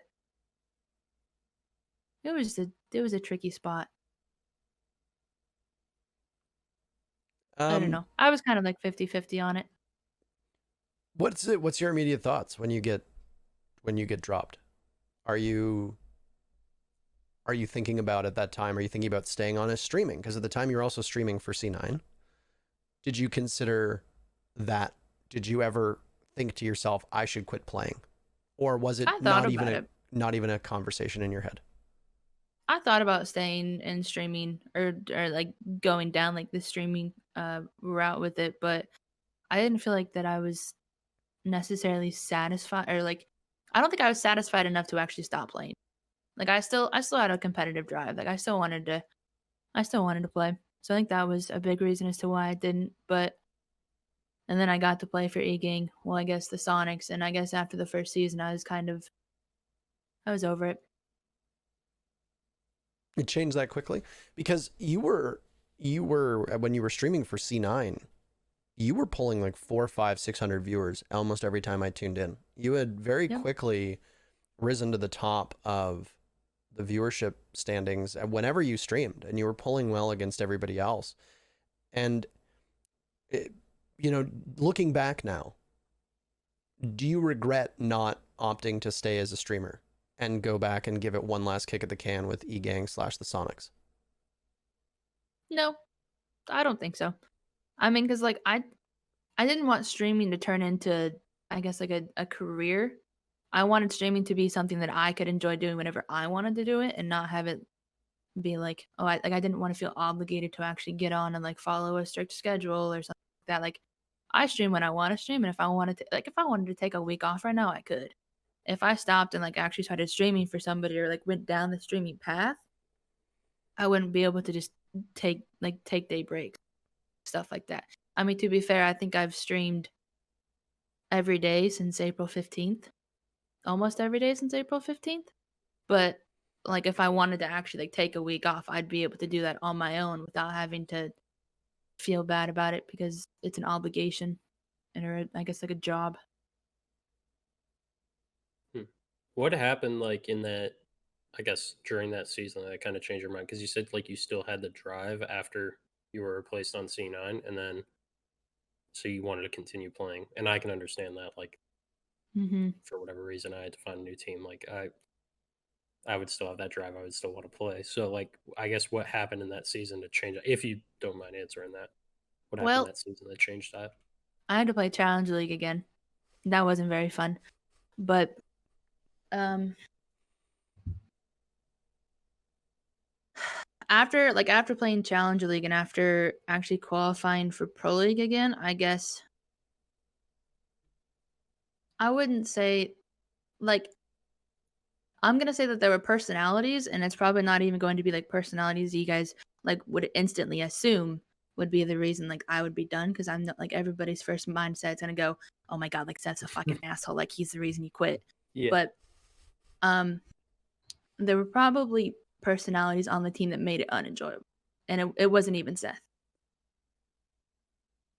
We don't come in here asking you to spill tea, so you never have to Well, share I mean, anything. it's not even that it was.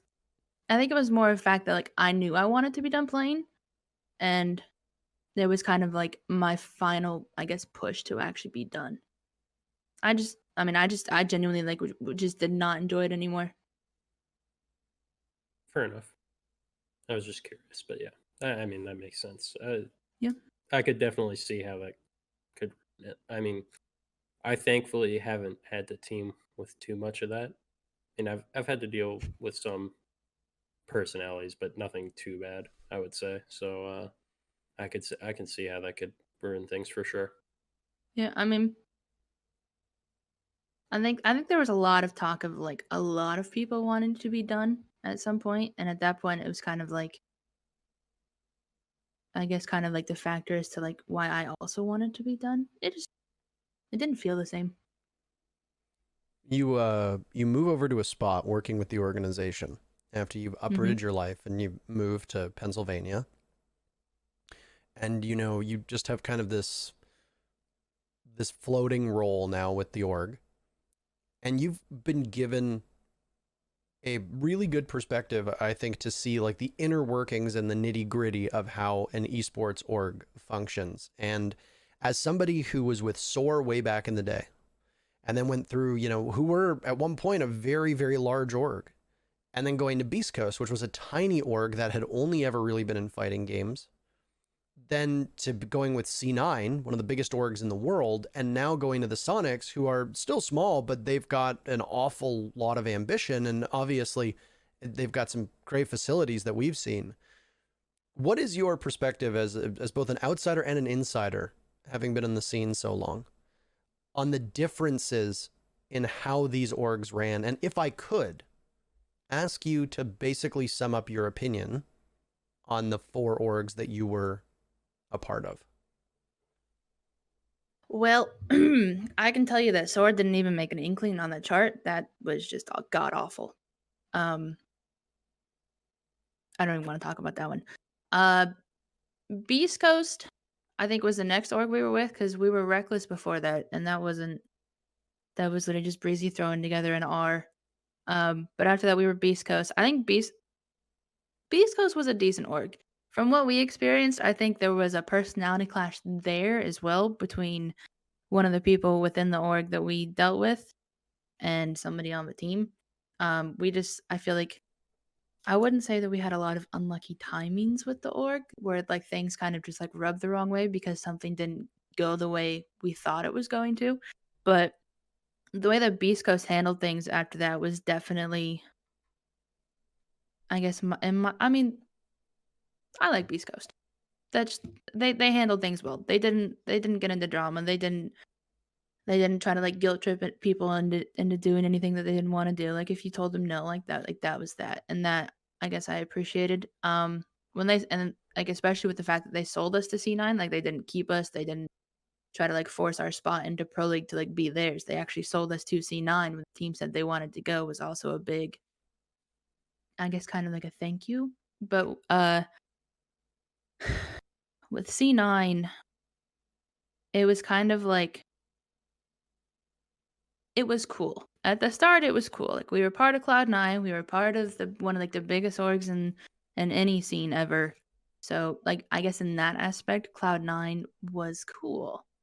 Uh, in other aspects, Cloud9 wasn't necessarily the coolest because if you weren't like their Dota team or their League of Legends team, like if you weren't one of the top 3 teams that was bringing in like the biggest source of viewership and income and stuff like that, it almost felt like you were kind of like casually brushed aside in a regard, which is what I think a lot of people on our team had a problem with. But I think that was kind of where like the clashes kind of came into hand. But I think like not even like just because I work for the Sonics. I do think the Sonics are like the best org that I did have to deal with, considering they moved us out here to, I mean, basically have like a gaming house when we were in Challenger League. They were willing to put like resources and funding into things to get us where we needed to go and to do what we needed to do and stuff like that. And there was almost no like bite back with it. It was always like, if you need something done, like we're gonna get it done, and that's that. And that was basically that. Well, I mean, when you've got Super's dad funding the organization, right? Yeah, What Super's can't dad just owns the whole thing. what can't that man accomplish in a short period of time? Yeah. I mean, I think the only thing I've ever seen the Sonics actually struggle with is visa problems, but even then, like that's not even like their fault. Yeah. COVID kind of fucked that over. Somebody who's had visa issues as well. ESL is a global organization, and they still struggle with visa issues too. It's honestly it's the governments and its bureaucracy, and a lot of times companies are just totally powerless. Yeah. If somebody in the chat actually takes it seriously to where Seth's dad owns the org, I'm actually going to probably pull my hair out. That's ridiculous. People still believe that. Wait, he doesn't own the org? This is news to me. Surprise. You were one of the first teams to get a gaming house outside of Brazil. I say this because the LATAM has been kind of paving the way in a variety of different ways in this game, and just it flies under the radar. When you were with C9, you were one of the first orgs to get a proper team house, aka everybody lived in the same house. What was that experience like across the board, number one? And number two, being a woman in a house with 4 dudes, or well, 3 dudes, I suppose. What was that like? Well, when you're a woman in a house with 4 dudes who don't, I guess 3 dudes, but that Yeah, 'cause don't Laxing wasn't there, necessarily right? experience the same things you have to go through like once a month. Like when it's that time of the month and you want to be left alone, it wasn't necessarily the best. Yeah, I mean, I'm just being honest. Like when you have cramps, It's a like part of life. everybody's gonna fucking die. That's just how that works. I'm surprised you But didn't throw Foxy through a window. I do believe I smacked his ass at one point, but I think that was the most that I did. I kind of just barricaded myself in my room, and that like when that time of the month came up, it was. I'll stop talking about that, but They're real concerns. They're real concerns. I mean, it's 97% of our audience is men. They maybe don't know that happens. Hopefully they know. Hopefully they know. Yeah. I mean, living with the team, I thought was fun. Like actually, like if you had team problems, like actually getting to sit down and like talk to people face to face instead of, oh, like can you hop in Discord real quick? Like that was cool. Getting to dry run on an almost full LAN environment, one person still having to be offline, was fun. Like getting to actually like look it over at somebody's like, so like for instance, like when I was droning Mark in, because that was like my main job, like I droned Mark and Mark sat right next to me. Like if I had something that I couldn't explain fast enough, but I needed Mark to see, I could literally be like, Mark, look. And I'd point at my monitor, he'd see it, and then that was that. That for me was kind of the biggest thing, was actually being around like the people that you're playing with when you're playing. I like that. I have Phillips and Rampy beside me, so then I just When you're droning, it's just like look, like Yeah. if you see what I put see. both of them over. Yep. This is something that has come up quite often. Did you ever with the Sonics, did you ever have it where you lived in separate facilities and then all came together to meet in an office style facility? And Yes. I that's what I thought the Sonics was like. I didn't want to go in guns a blazing in case it was wrong. We all had our own apartments, and we would like, I think we walked a block to get to like the office that we played in. So everybody had their own living space, like their own bathroom, their own kitchen, their own everything. And then we would just walk to a place every day to meet. Do you prefer that over sharing a giant house? Being a female, yes. I like to have my space. Understandable. And it's something that we've heard from a couple times. And I mean, Troy, that was your circumstance. You did the opposite. You went from separate living facilities to team house. Lauren went from team house to separate facilities. And it's what are I mean, is the only real difference quality of life, or do you think it also impacts your performance in game and the way that you can practice and conduct business, etc.? I think it depends on like it can depend because the house we moved, our house is pretty big. We have a nice house. Not to flex or anything. s- yeah. um, It does but look pretty nice, I will say this. it's a nice house, Yeah. and we have a lot of space. So like the whole concern of like not having enough space isn't really a problem. Like my room is big, like as big or bigger than my apartment was in Seattle. So like Goddamn. it's it's not a problem. So I can just come up here and chill. I keep to myself. Like Nate does that all the time. Like everyone has all their space. Bosco's actually is literally separate from the house. He has like a casita, I think is what it's called. But Like it the was little like a guest house. yeah. It was a garage turned into a guest house. So Bosco literally has his own separate place, and then Rampy has the master, which is downstairs, which is fucking gigantic. Um, but yeah, like the space isn't a problem. I actually like the current situation better, just because I feel like we hang out more because of it. Um, Team I mean, bonding. yeah, we still did on EG, but it was like we would get back from practice and then be like, "Want to go chill in like a Mars apartment?" And be like, "Sure," and then we go chill. Um, but like it's a lot more casual and easier here, where it's just after practice, people want to go to their rooms, they go to their rooms. If not, everyone's hanging out downstairs gaming, and then we have a bunch of couches and stuff. But I do think like I could see how it can affect people, and I could definitely see how it could affect people if you don't have enough space in the house, to where like you can't get away. Like the C9 house, like we didn't even have like a lounge area to like just sit down and like watch TV in. It was either you go down to the living room where your setup is, or you go sit in your room. yeah, like that would be frustrating, and I could see how that could carry over into the game. Like when someone starts to get on your nerves, like it'll carry over into practice and into the game with a lot of people at least. Uh, yeah, I think it depends on the situation and the people, but I mean, I'm happy with our situation right now, but that's just because of how much space we have, I guess. But I think both have their positives and negatives. For me, as somebody who's obviously not a gamer, I spent 2 years living with uh, in a significantly smaller space than any of the team houses I've seen, with a couple good buddies of mine, and it was cool. I mean, everybody's got like that kind of college-esque roommate experience, and frankly, I think it's kind of nice to have because it does give you a perspective on what it's like to live with different personalities, how that works, how you divide household chores, and take pride of ownership, and so on and so forth.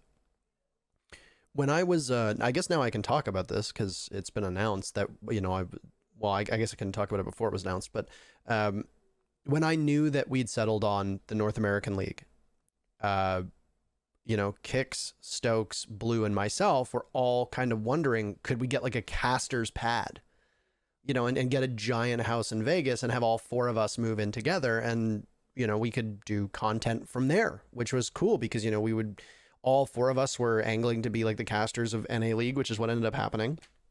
And we thought, okay, we'll bring our gaming setups. We'll have our own separate rooms. We, get a fifth room, even maybe get a guest house and just use it as like a content room to film stuff for Faceit and Ubisoft if they need, or even to just do stuff on our own and produce secondary content, auxiliary, that kind of auxiliary content. Obviously that fell apart, but for me, I was wrestling with, do I want to live with, Kix and Stokes are both quite young.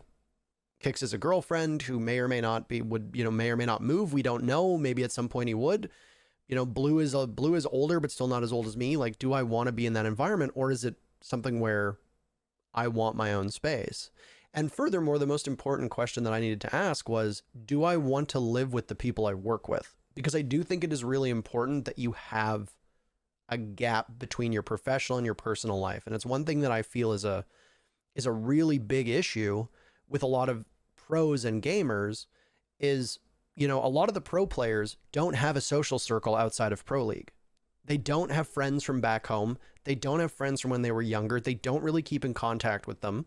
Their only friends are people they meet through this scene, through this environment. And I think that that's troubling because not being able to have that disconnect and not being able to have, almost like a safety net of friends means that you can't untangle your personal problems from your professional problems because they carry over. When you're going to your teammates about serious things, they're not just your teammates anymore. They're not just your friends. They're always going to have those business connections. And it can make it really challenging for you to view work as work and play as play. And we've talked about this on the show before, where personal friendships make it really challenging for teams to make roster moves or have conversations they need to have, etc. So it's not easy. And frankly, we're starting to see a lot of teams move towards getting individual places with a shared office. And I think that trend is probably going to continue, providing that it's cost effective. Yeah, I mean, I agree with that. I mean, it's not going to be a guarantee that like you get along that well with like all 5 of your teammates too. So like having your own apartment is probably the best bet, because like if there are some people you do want to hang out with like outside of playing and some people you don't, like you can always have that line you can draw. Yeah, it is a safe bet. Like that, I think more often than not, that will be the better option. The apartments and then just an office kind of space. I do think the team house can work, but you have to have the right people, I think. And like everyone has to have that mindset to where like everyone on our team is very businesslike with, and we don't have problems talking about issues with the team.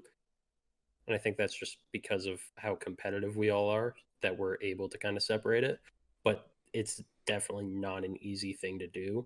And I do think over time that like it could even become a problem. Like obviously we're in a good spot right now, so it's like things could change.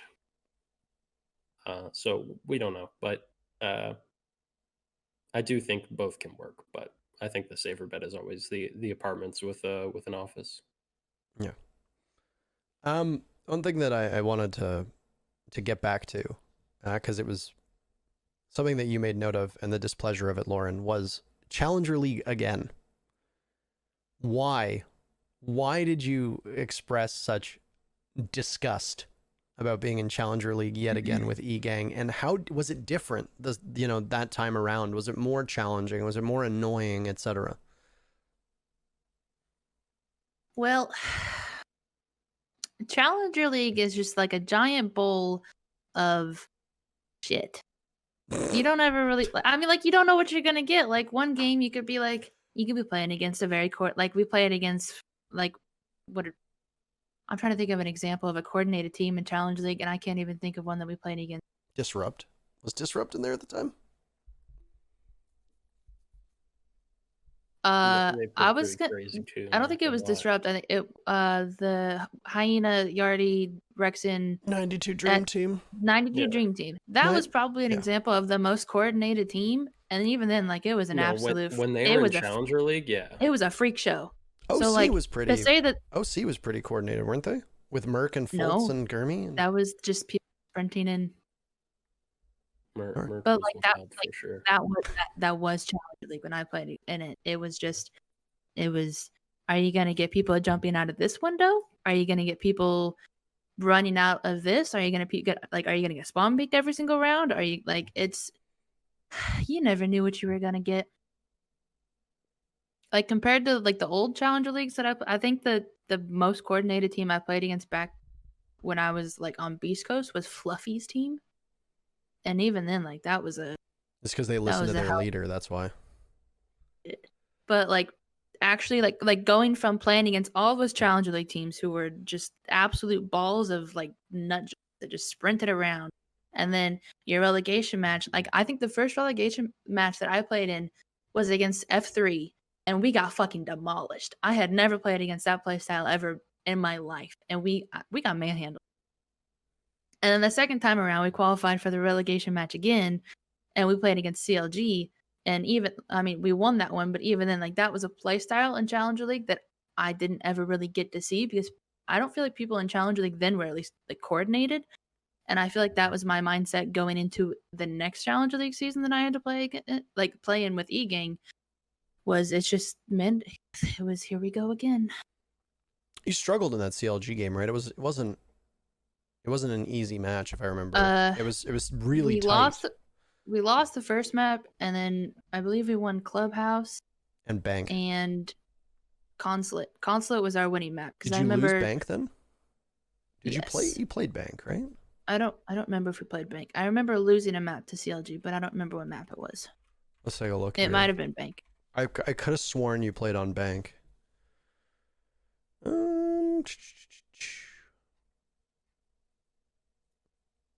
No, you didn't play Bank. Oh, I was wrong. It was Border.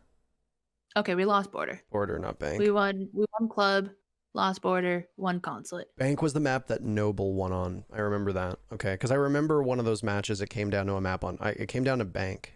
Bank was the map that one of the teams that season qualified on. And it was Noble, not you. So I had the wrong team. Okay. Yeah, we played Consulate because I remember I was the Ying on Consulate. Yeah. And back then she was a blast. But so I don't know. When you went from Challenger, because you played in Challenger League a lot, you spent many seasons down there, Yep. banging it out. When you look at the growth of Challenger League in North America, look at last season with PogChamp finishing on top, and now you look at where it is. I mean, there was only one match that was casted, which I hope changes, by the way. I hope that we start to see every CL match. I was gonna say, I don't think we really get to see the difference between the two seasons, because this season we don't even get to see any of them. We get to see one map. But last season you saw PogChamp and all those other teams that played. How has Challenger League changed? Has it gotten any better, do you think?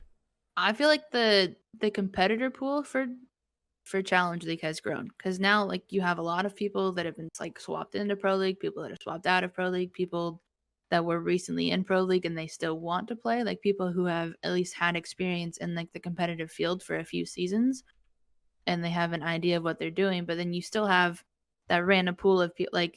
One season you had Suzaku's team, who said that they literally were not going to scrim or anything, and they just did not care, and they still somehow ended up qualifying for Challenger League. The last minute, they built it. Oh my god, they built a team literally hours before, and then they made it somehow. And it's just, so, I was so embarrassed. I mean, to think that teams have been grinding and practicing and scrimming for months and months and months just to turn around and lose to a team that was thrown together a week before and had never scrimmed before. I think that it's hard to. It's embarrassing. I thought it was so embarrassing. It's embarrassing, but the competitive pool is at least better, because you had old pro, you had Chala. You at least you have Prod, who's been around. He's been in the scene for a very long time. He's always been one step away from actually getting there. You had Ghost. You have Trippin. You have people who have experienced Pro League and have dabbled in it, and they're not just gonna turn it into an absolute freak show. Yeah, I think there's been. I mean, as time goes on, I think more and more people get more and more competitive experience, and then Challenger League becomes kind of a better pool of players because of that. I think, like you said, though, there's always going to be that mix of styles, because at the end of the day, a scrappy team always gets made to qualify for Challenger League, and there's just not enough time for them to become consistent and structured. And I think a lot of people don't even have the mindset to push for that. They just grab a bunch of good players. They're oh yeah, we can make it, and then they just play. And then they figure some things out. They get some slight structure where it's they're all playing their own game, and they all realize what each other are doing after a bit, and then that's kind of their structure. But I mean, I think teams they can get by off that in Challenger League, and that's why they don't change it. I will say a lot of those teams I don't think will make Pro League off that, or if they do, they will quickly be humbled in Pro League. And I think any team I think there's some teams or players that can attest to that have came to Pro League and realized that.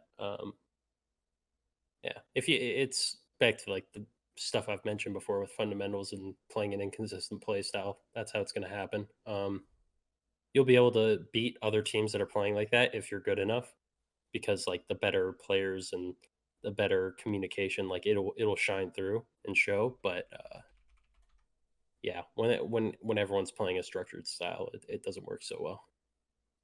And that like ranked is how is the term that usually people use to describe it. It works really well in one-off matches, and it works really well in qualifiers to get you to the level to play in Challenger League, but it's not sustainable, right? You know, we look at a team like Noble. A couple seasons ago in Pro League, Noble comes in and they play the aggro CL style, that it's just they're running and gunning. There's no structure. There doesn't really seem to be any system that they follow. And in their first two matches, they win. And people are like, wow, Noble's the real deal. And then teams actually study them and realize how to shut it down. And then Noble doesn't win another game until that very fateful matchup in the last day of the season that everybody remembers. Yeah. So you get a couple VODs, you get Rigged. good players in the right spots, and Yeah. like you shut it down for sure. yeah, and I mean that's why when you look at, you know, we joked all the time about whenever we would cast the major quals or the SI quals, you'd always get those freak show teams that would just be absolutely dumb. They would just sprint in, they'd take gunfights. You know, even 92 Dream Team, for crying out loud, that 92 Dream Team versus DZ. You know, you said it, they just roam cleared bank in under 20 seconds without using a single drone. Was exactly, I think, what you said, Troy. And it's like that whole matchup, it was a decently close match, and 92 Dream Team were playing like morons. Like they weren't playing structured, right? There was no system to most of what they were doing. They had a doc playing a hard door angle, watching lobby in archives, for crying out loud, or tellers. Like there was nobody protecting them. There was nobody upstairs. There was so much stuff that they were doing that just made no sense. And as you pointed out, once you counter strat it and you put people in the right places, it's very easy to shut it down. But you can't really counter strat it when you're going through quals, whether it's best of ones or best of threes, because you just don't have time. So you get a team that can just pug it and qualify and then just gets annihilated in the actual competition, because then things slow down. You're not playing 6 matches in one night.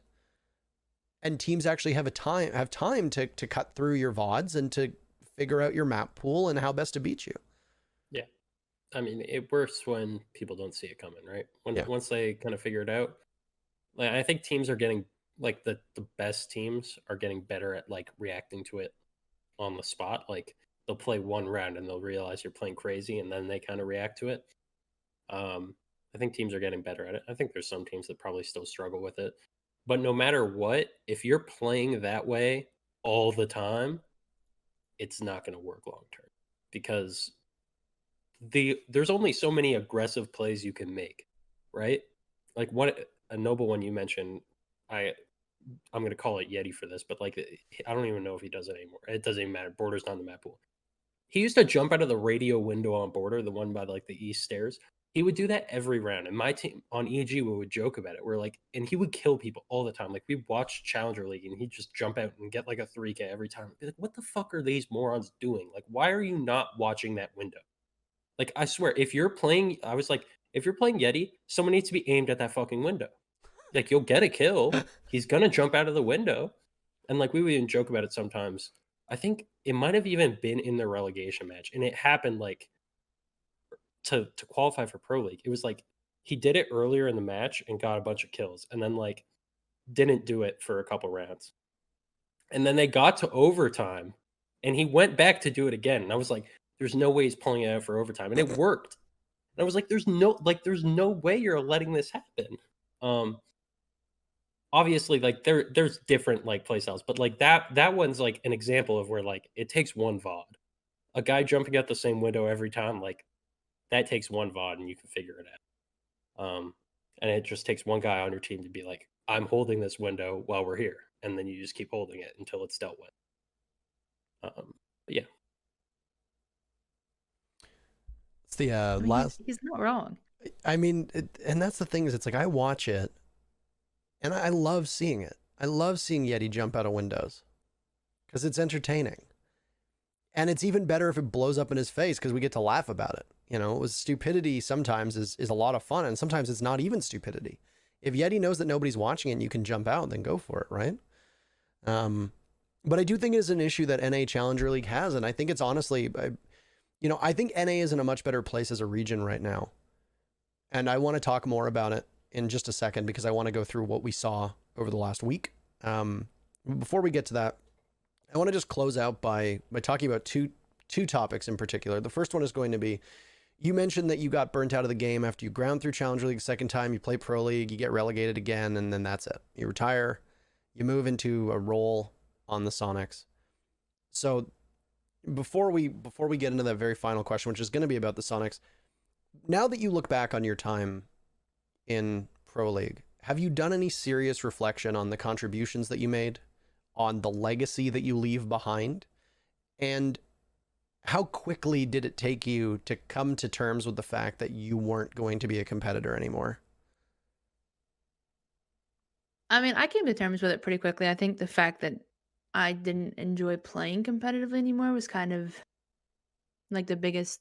I mean, it was not hard to get over. Like getting to sit down and play the game like when I wanted to play it, and especially like I feel like the state that the game was in was also a big like okay, like I'm just it's not fun anymore. I'm done. Like I'm tired of it. Like even like sitting down like scrimming the game or like doing 2-a-day scrims, like there would be certain aspects to the game where it would just be like why the fuck is that even a thing? Or like attempting to like be a bandit and having to like actually having a strap like rely on bandit tricking a wall, but then like thermites are like silent or Habana pellets don't make noises, like or not being able to walk through doors. Like it was little things like that that I felt like kept piling up, and eventually it was just like, okay, the game's not fun. It's not the same game that I played like 2 or 3 years ago. It's not. I don't know. I didn't feel like it was the simplicity of like winning a gunfight anymore. Now it was like now you have to actually go through and it's a utility clearing simulator and you have to wait till the last 30 seconds to plant the bomb and actually being the person that has to plant the bomb. That was also not very fun. I think having like multiple stuff like that kind of build up was a really easy way for me to just kind of like dip out and just say that I was done. But like going back to like the legacy part of it, I don't think I've ever really sat down and reflected on that because I mean it's not like I ever really like I guess it's not like I ever really left. Like I still have I guess kind of like a foothold in the competitive side because like I'm still friends with a lot of the competitive players. I still work for an org that has a professional team. I still watch Pro League every single time it's on, so I don't really feel like it's like I ever left. I guess if that makes sense. I think that makes But tons of sense. Um, I just wanted to know if you'd really ever considered the impact that you'd had, because I do think you've left a significant legacy in North America. Not to go back because we've moved past this topic, but not to go back and talk about how it reflects on you as a woman, but I still see it to this day. Any woman who's a competitor, any aspiring young girl on Twitter, any woman who's wanting to try and get into a Challenger League team or go into CCSW, there's no way that they end up being as gung ho about it if it isn't for you. And you made significant waves outside of the scene as well. You are a Forbes 30 under 30, for example. You know, and you were at the time when you were with C9, you were a fundamental part of their marketing and their branding, and were one of the most visible women in all of esports, period, regardless of whether it's Rainbow Six or League of Legends or Overwatch, blah blah blah. And I you only need to spend a couple minutes in your streams and you will see probably a young girl come in on Twitch and talk about how much you mean to them, or how she wants to play because she's watched you, or she supported you, or she wishes she was around when you were actively playing. I see this stuff on Twitter, I see these comments on Reddit, I see these comments in your Twitch, and I know that it's easy for us to be humble and kind of sit back and say, oh well, I just played the game, as you've said a number of times already. But I don't think there's a way for you to shrug off the impact that you playing has had on so many people. So I mean, you're not wrong, but I guess it's kind of hard to like grasp all that.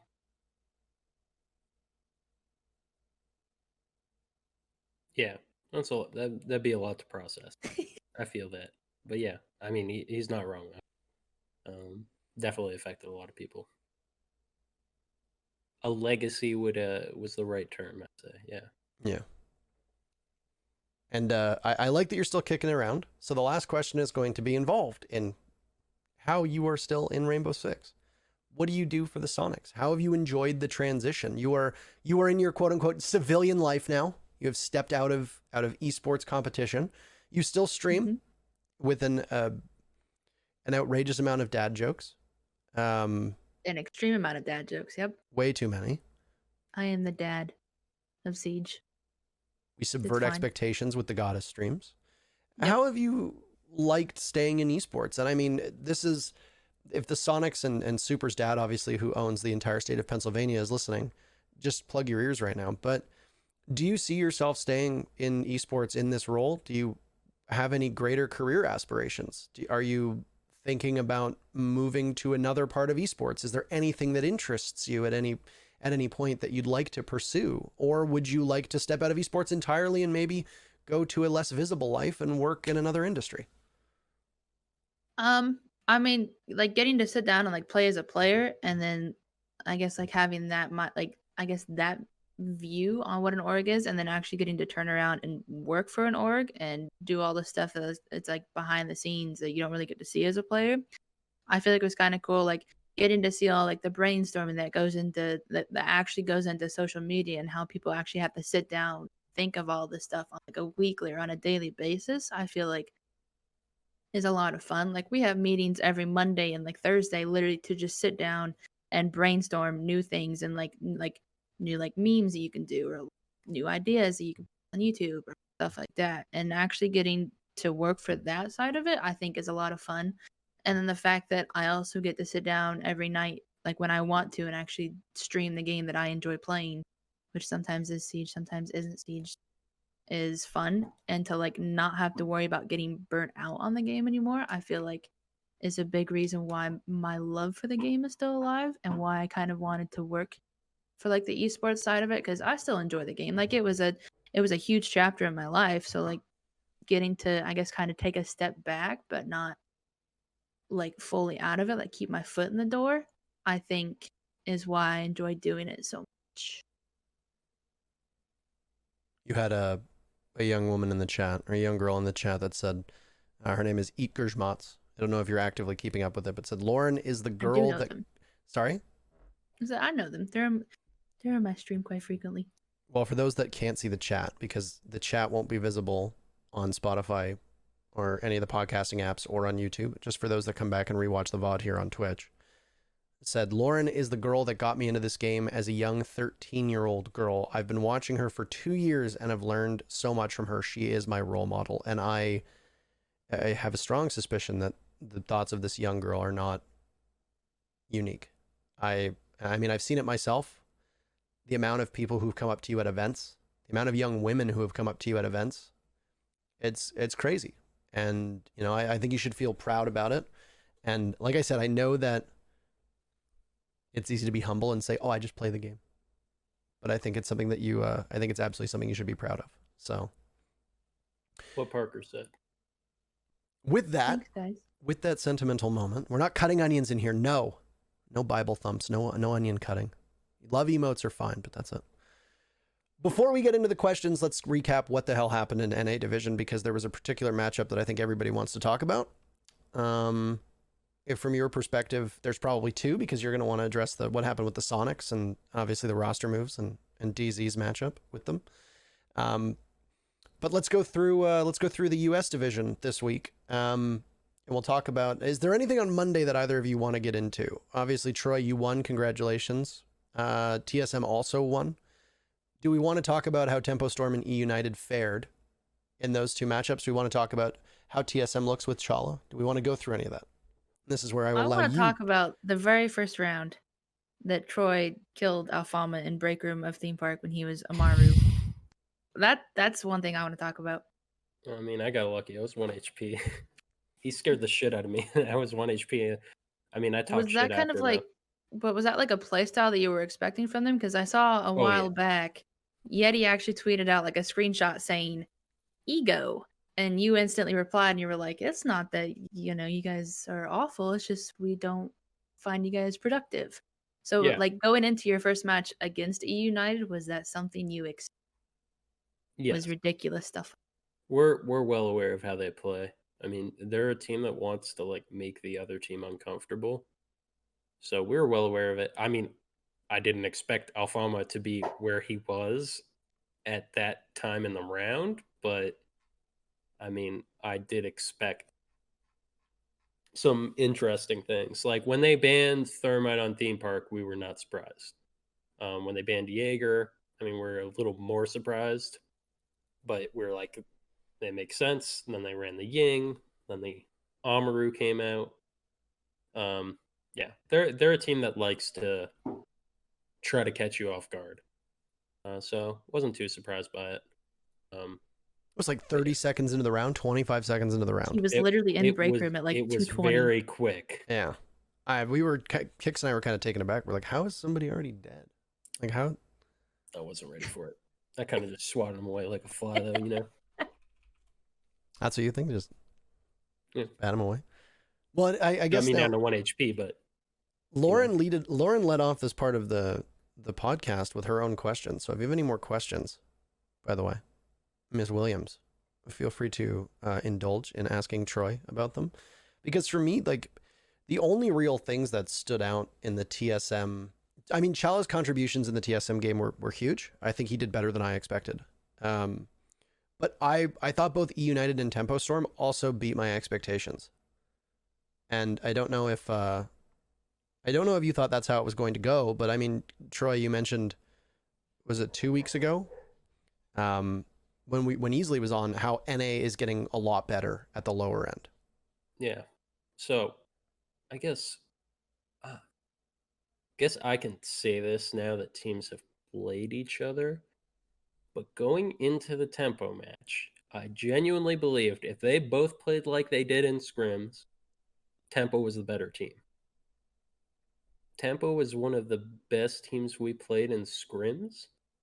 TSM was one of the weakest ones, in my that's not to say TSM's one of the weakest teams, and that's not to say Tempo's one of the best teams. Again, that's how it went in scrims. So it's hard to say how that match went. I don't think Tempo played as good as they do in scrims in that match. So, I mean, I guess that might be insulting to them, but can also take it as me saying that they can be even better. So you can take it as a compliment as well. Just depends how they interpret it. TSM, on the other hand, I mean, I think TSM honestly looked the same to me as like they did in scrims. Like they didn't look fantastic, and they didn't look bad either. But they, like, to me, TSM doesn't look like their normal selves. You know what I'm saying? Like the fact that Chala had to go fucking nuclear, like that's saying So he something. dropped 15 kills on Yeah, the second match. Yeah, that or was when you first have match, when didn't you he? have achieved Bolo and Merc, and like Chala's not on like a crazy roll. When you have achieved Bolo and Merc and they're like on those rolls, like Chala shouldn't have to go nuclear. That's like if I went off in a match, like I went fucking crazy in a match, right? If I did that on SSG, You mean go positive? no, not just positive. Like I'd have to go fucking crazy, right? Like if I did that, you'd be like, all right, what's going on here? Like, why isn't Rampy popping off? Why What the isn't fuck Fultz are popping Fultz and off? Rampy doing? Yeah, like Yeah. what are these guys doing, right? So that's my take on it. I will say they did change rules. Like you noticed Chio was on Hard Breach, and they have like a new roster, all that, right? So that does take time. So you got to give them some time with that. Obviously they can be as good as they were or better, but they didn't look like, from what I saw from TSM, it didn't look impressive. I think even Achieved commented on it. He said like wasn't a good match for them in their opinion.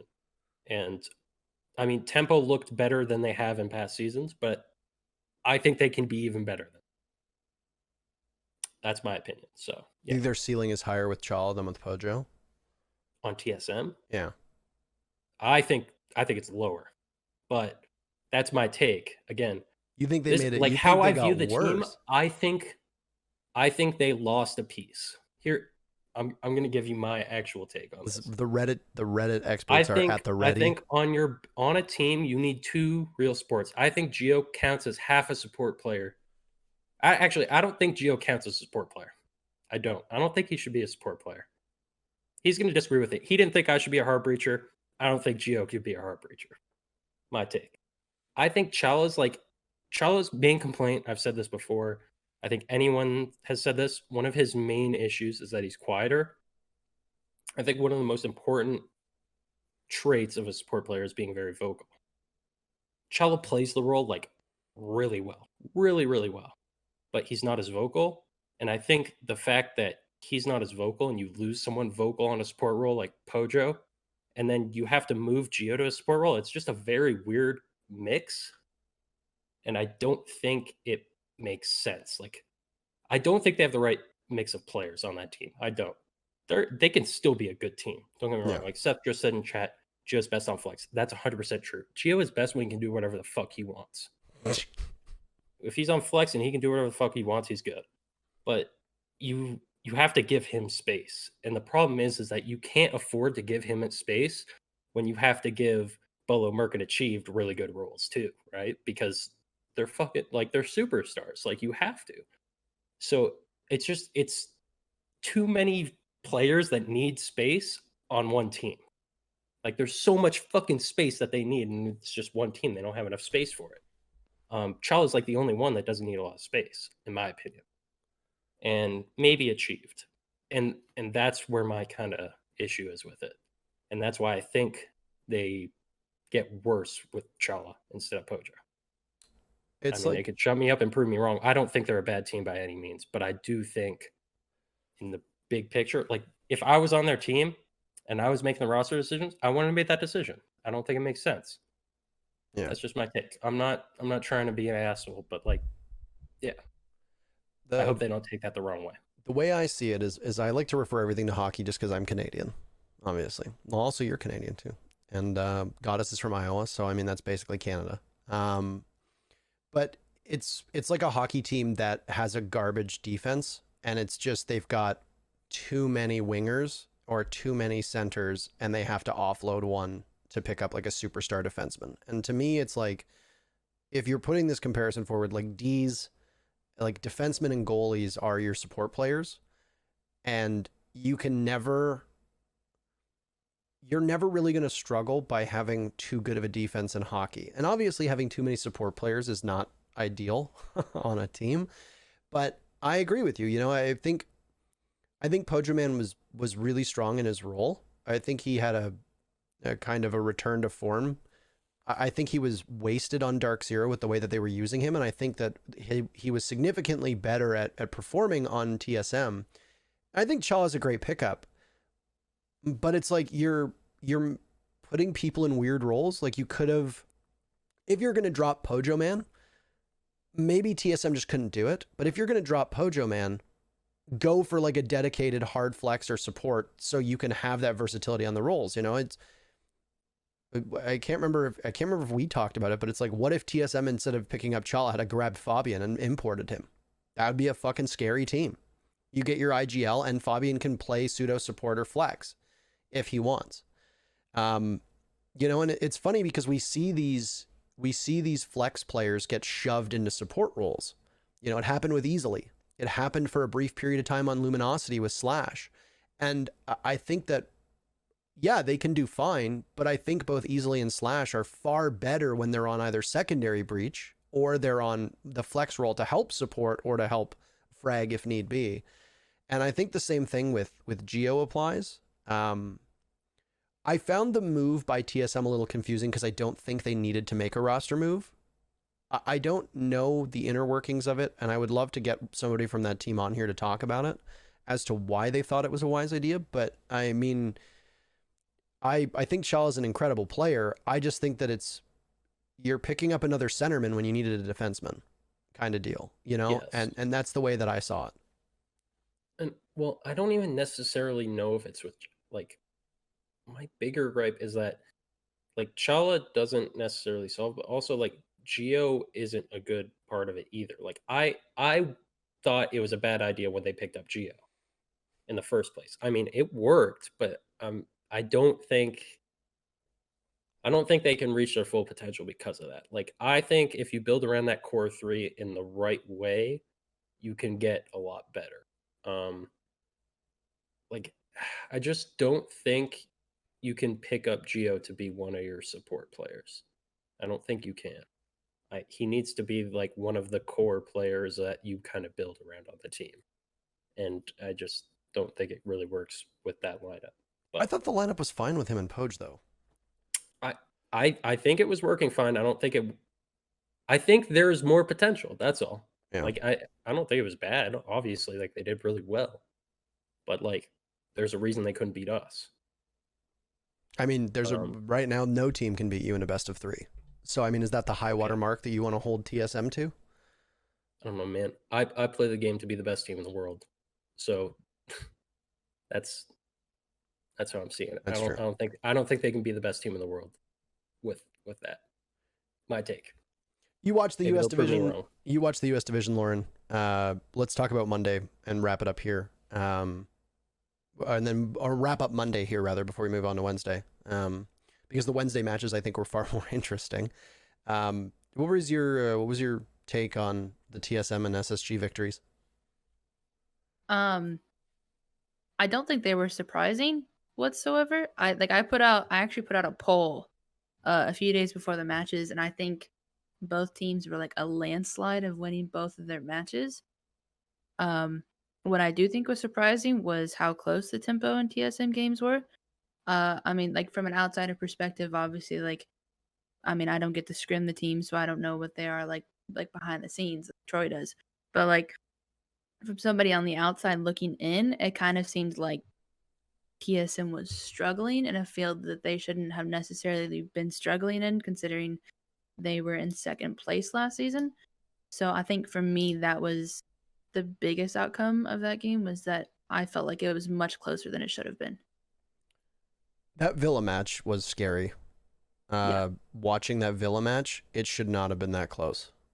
No. Especially with how good Villa was for TSM at SI. I was gonna say, wasn't Villa like It was like their best map. last season? Consulate, And the fact, yeah. Consulate and Villa were statistically their 2 best maps through SI and then through the second half of Pro League, and they almost got pushed to another map, or they almost got pushed by Tempo Storm and almost lost on Villa. Like, I don't know. I was very surprised with that match in particular, and I was watching it. I remember I was in a Discord channel, just kind of fucking around in another game while I had it on, and I was with a couple buddies, and I just said, like, how on earth is Tempo Storm competitive on Villa with TSM? And I just kind of chalked it up to, maybe TSM's still changing things up because they've made a roster move. There's going to be a little bit of a setback. But I was like, that's a warning sign. It doesn't mean that there's a problem yet, but it could mean that there's problems coming. I think there's both sides of it, though. Like, Tempo is a lot better than people think, because people still have the image, and like everyone's image of Tempo is from last season. They are a whole new team this season, in my opinion. They're a lot better. Okay, They still didn't play as well as they did in scrims, but I mean, they're better. Do you think Sloppy made a really big impact to that change? I don't necessarily think it was just Sloppy. I think them as a team changed. Okay. Like, I think creators started playing different, and I think that was like one of the biggest reasons. Tim is great. I don't think it showed in their match, but like, I think he's their best player. And I don't know. There was like a point in time, someone must have said something to him. I don't know what the fuck it was. This guy started playing like a lunatic, and he can get away. That guy he's good. He's mechanically very fucking good. But like, somebody told this guy like to go fucking crazy, and he started going crazy. And like, I'm convinced that was it. But it's kind of like them as a team. I feel like they just played different as a team. I think it kind of started with Mark. I think it was a combination of Mark and Slop. And I don't know, something changed about them as a team. Like, it wasn't just a player. Maybe Sloppy kind of like motivated that, like bringing him in, and like it was kind of a fresh start feeling, and people started changing things. That could have been it, but I'm not sure. I have to go to the bathroom very quick. Yeah, go by all means, go. You have got an entire Starbucks running through you. But yeah, I mean, Tempo Storm's been kind of a surprise because I mean they always struck me as one of the bottom teams in North America, and I think they've steadily improved. And I can't quite, like Troy said, I can't quite put my finger on why. I don't. I mean, I don't really know. And good job making mention of the EG cheer, by the way. Ugh. I'm gonna act like I didn't see it. You typed it in chat, did you not? No, I replied to Hyper. Oh. Yeah, I mean, I don't know. I went into the season thinking that United had a higher skill ceiling than Tempo, and I was proven wrong. Through one play day, I've been proven wrong. The Tempo matchup is against your organization, the Soniqs, on July 1st, on Wednesday. And that should be fun, knowing Super's love of crazy. Mm-hmm. I don't think I'm casting that match. No, I'm not. I'm casting or no, sorry, that's not July 1st. It's June 29th, actually. That's Monday's match. It's tomorrow, right? Yeah, it's tomorrow. I'm casting the EU DG match. Because of time zones, Kix and I are always doing the first game every play day. For those that are watching that will ask, since people always ask who's casting what, Kix and I will always be casting the first match, just because I'm on the East Coast. I'm the only person who's on the East Coast, so because of that, I don't want to be casting at 1 a.m. Anyway, while Troy is gone, or well, actually, he just got back. Okay, well, that was very quick. I don't think there's anything more to add about Monday. I think, well, I mean, technically they're Wednesday's matches, but they were played on Thursday. I think are far more interesting. Let's start with the Disrupt Oxygen match. I hated one. That's it. You hated. I mean, can we It was just entertaining. can we just talk about the drama that happened? Well, I guess it's not really drama, but like I know Troy's got some words about it. I know. I know. I was having a blast. I think I'm on the same boat with Troy. Like, yes, like Nick's put out a tweet longer after their game saying that like he was playing on a different PC and that was like why his skins are all different. But like even then, like I understand it happening the first time. If you sit down and like actually add up all the time that he had in between all 4 rehosts and the break that was in between the match, how do you go from first map to second map and still have like skins on that you're not supposed to be playing? Like if I'm not mistaken, I'm pretty sure on the first map he played mute, and he supposedly probably should have taken that skin off. But then on the second map he also played mute again, and he was wearing a different skin. I thought it was Goyo. Didn't Goyo have a weird face? He had the wrong headgear on or something. Goyo had one too. Goyo, I know he Mira, did something Mute, with I and heard Buck. that Mute did as well. I mean, yeah. I don't know. So apparently what happened, and this is a thing, his skins got reset. Like so it happened the first time, and then he had to relaunch his game. And he changed them, or like changed one, but then when he restarted the game, it reset them from like the cloud save. And it does that. But the thing is you have to know that happens, or you have to check when you're in the game.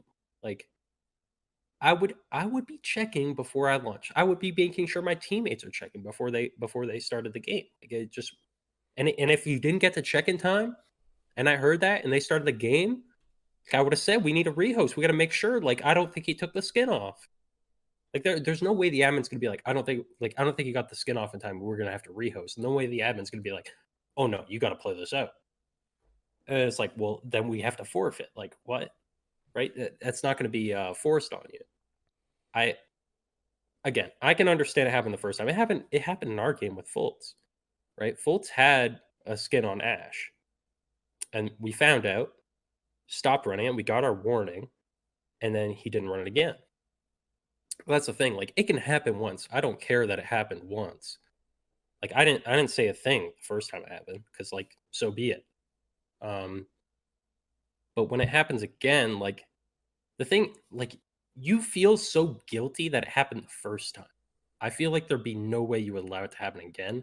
And then what frustrates me the most is like he's the leader and the captain of that team. Like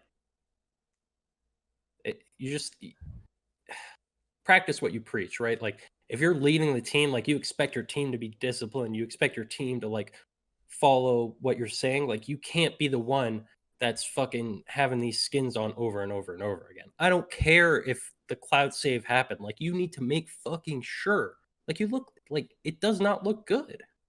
And like there's no like you're gonna lose the respect of your teammates or piss your teammates off if that happens. And like you just can't have that happen. Oh, Especially I don't even Fortnite. know how I'd feel or react if that happened. Like I don't even want to imagine being in that situation. I don't think I can. So yeah, I mean they talked to me after I talked to Nix after. I think he understood what I was saying, like how I think you can't allow that to happen. Like you have to make sure you change it afterwards.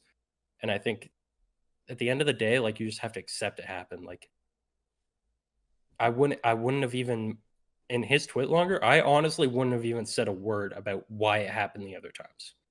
Because like after the first time, it's on him, completely on him. I don't care what the fuck happens to the PC, it's on him. Like you have to check right before the game starts, period. Like no excuse is acceptable at that point. And I think like you just accept it. Like at the end of the day, like you have to realize there's nothing he's going to be able to tweet or say or have his own. Like no one's going to say anything that's going to make people get off his back about that. Like people are going to say it. People are going to fucking shit on him for it the whole time. Like I saw it the same as like when that thing happened to me on White Stairs. Like there was no getting out of that. I never tweeted it after. Like I wasn't going to tweet after. Oh, it had nothing to do with the CZ. It's only because I stood up. Like I wasn't going to tweet that after because like that. Like what is everyone going to be reasonable? They're like, oh yeah, it had nothing to do with the CZ. It's all good, bro. Like no one's going to fucking say that to me. Everyone's going to go, ha, you stood up, you choked, shitter.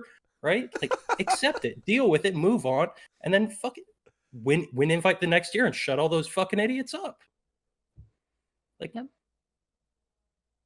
Anyways, it was something we talked about in the commentary while it was going on. We didn't see that the skins were the issue because we don't get number one. I still haven't fully wrapped my head around what is whitelisted and what isn't. And two, we're not really getting a good look of what is or isn't being worn by various operators. I don't frankly give a shit which cosmetics are on during the game. The only thing I care about is if I can tell who the operators are. And there were times where there would be certain skins on and we would be like quickly like flitting between various operators. And I'd be like, that looks like Thatcher, but it might be somebody else. You know, I have no idea. But when we had to stall and we were speculating, you know, the first time it was like, oh, he was wearing the wrong skin. Well, why did it take 30 minutes to rectify? We assumed it was that he was changing everything. And then the second time it happens, once again, it's like, why is it taking so long? We talked about this and we said, like, I would be seething if I was one of his teammates. After the first time, I would be like, okay, you know what? Like, it's inexcusable the first time, but whatever, it happened. You know, it sucks. We lost 2 rounds. We'll get him next time. And you get absolutely crushed on Cafe. The second time, whether it's his fault or not, I would have been punching monitors. I would have been Summit 1G'ing my monitor right then and there, you know? And like I said, we talked about it on the broadcast. His teammates, I would have been furious. It just would have been like you sit there in silence because there's nothing to fucking say at that point, right? Yep. The question for both of you, though, did the admins get the right call? Should the first call was that the 2 rounds were rolled back to a 1-0. Second time they rolled back 3 rounds. Were those the right calls? Did the admins get it right? Should have it been a forfeit or a DQ after the second time? Should he have been even punished the first time, or should it just been a warning?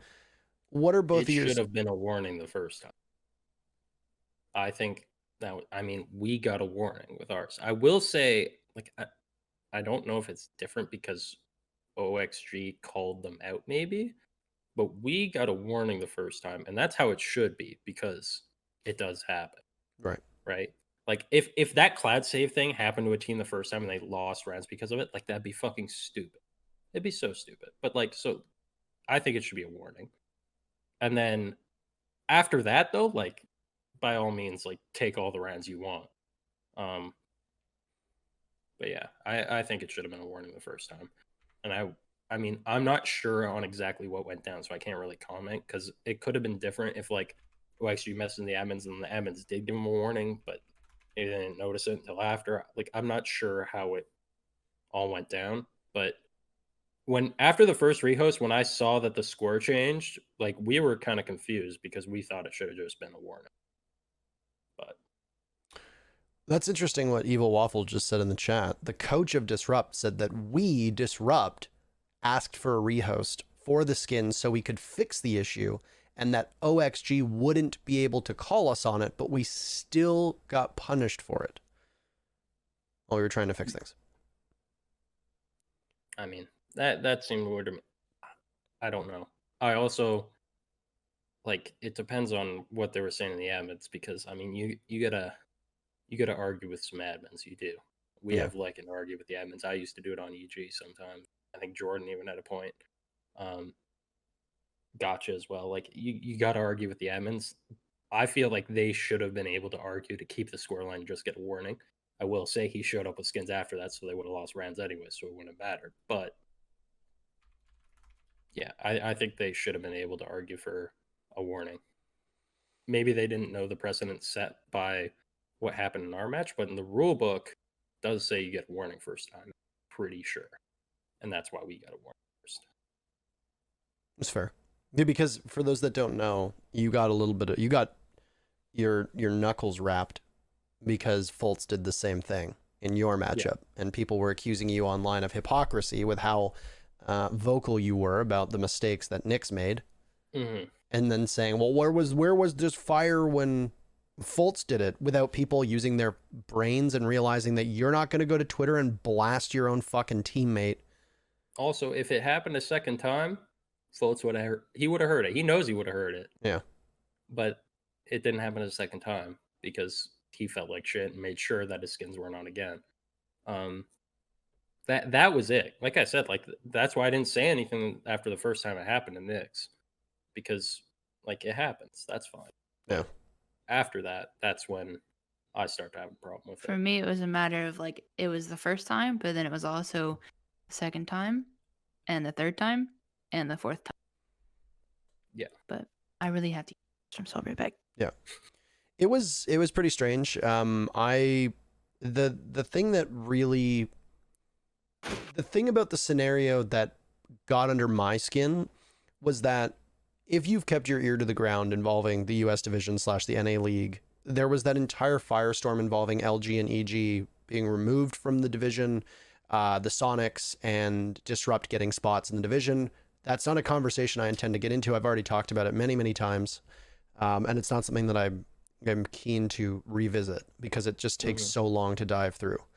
But not only do you have, like, the community kind of on edge about DG's inclusion because of the circumstances surrounding the US division, but then you also have a team that, you know, on the broadcast was referred to as the island of misfit toys. You've got a bunch of players that have been dropped from all these rosters, weren't able to find a home anywhere else.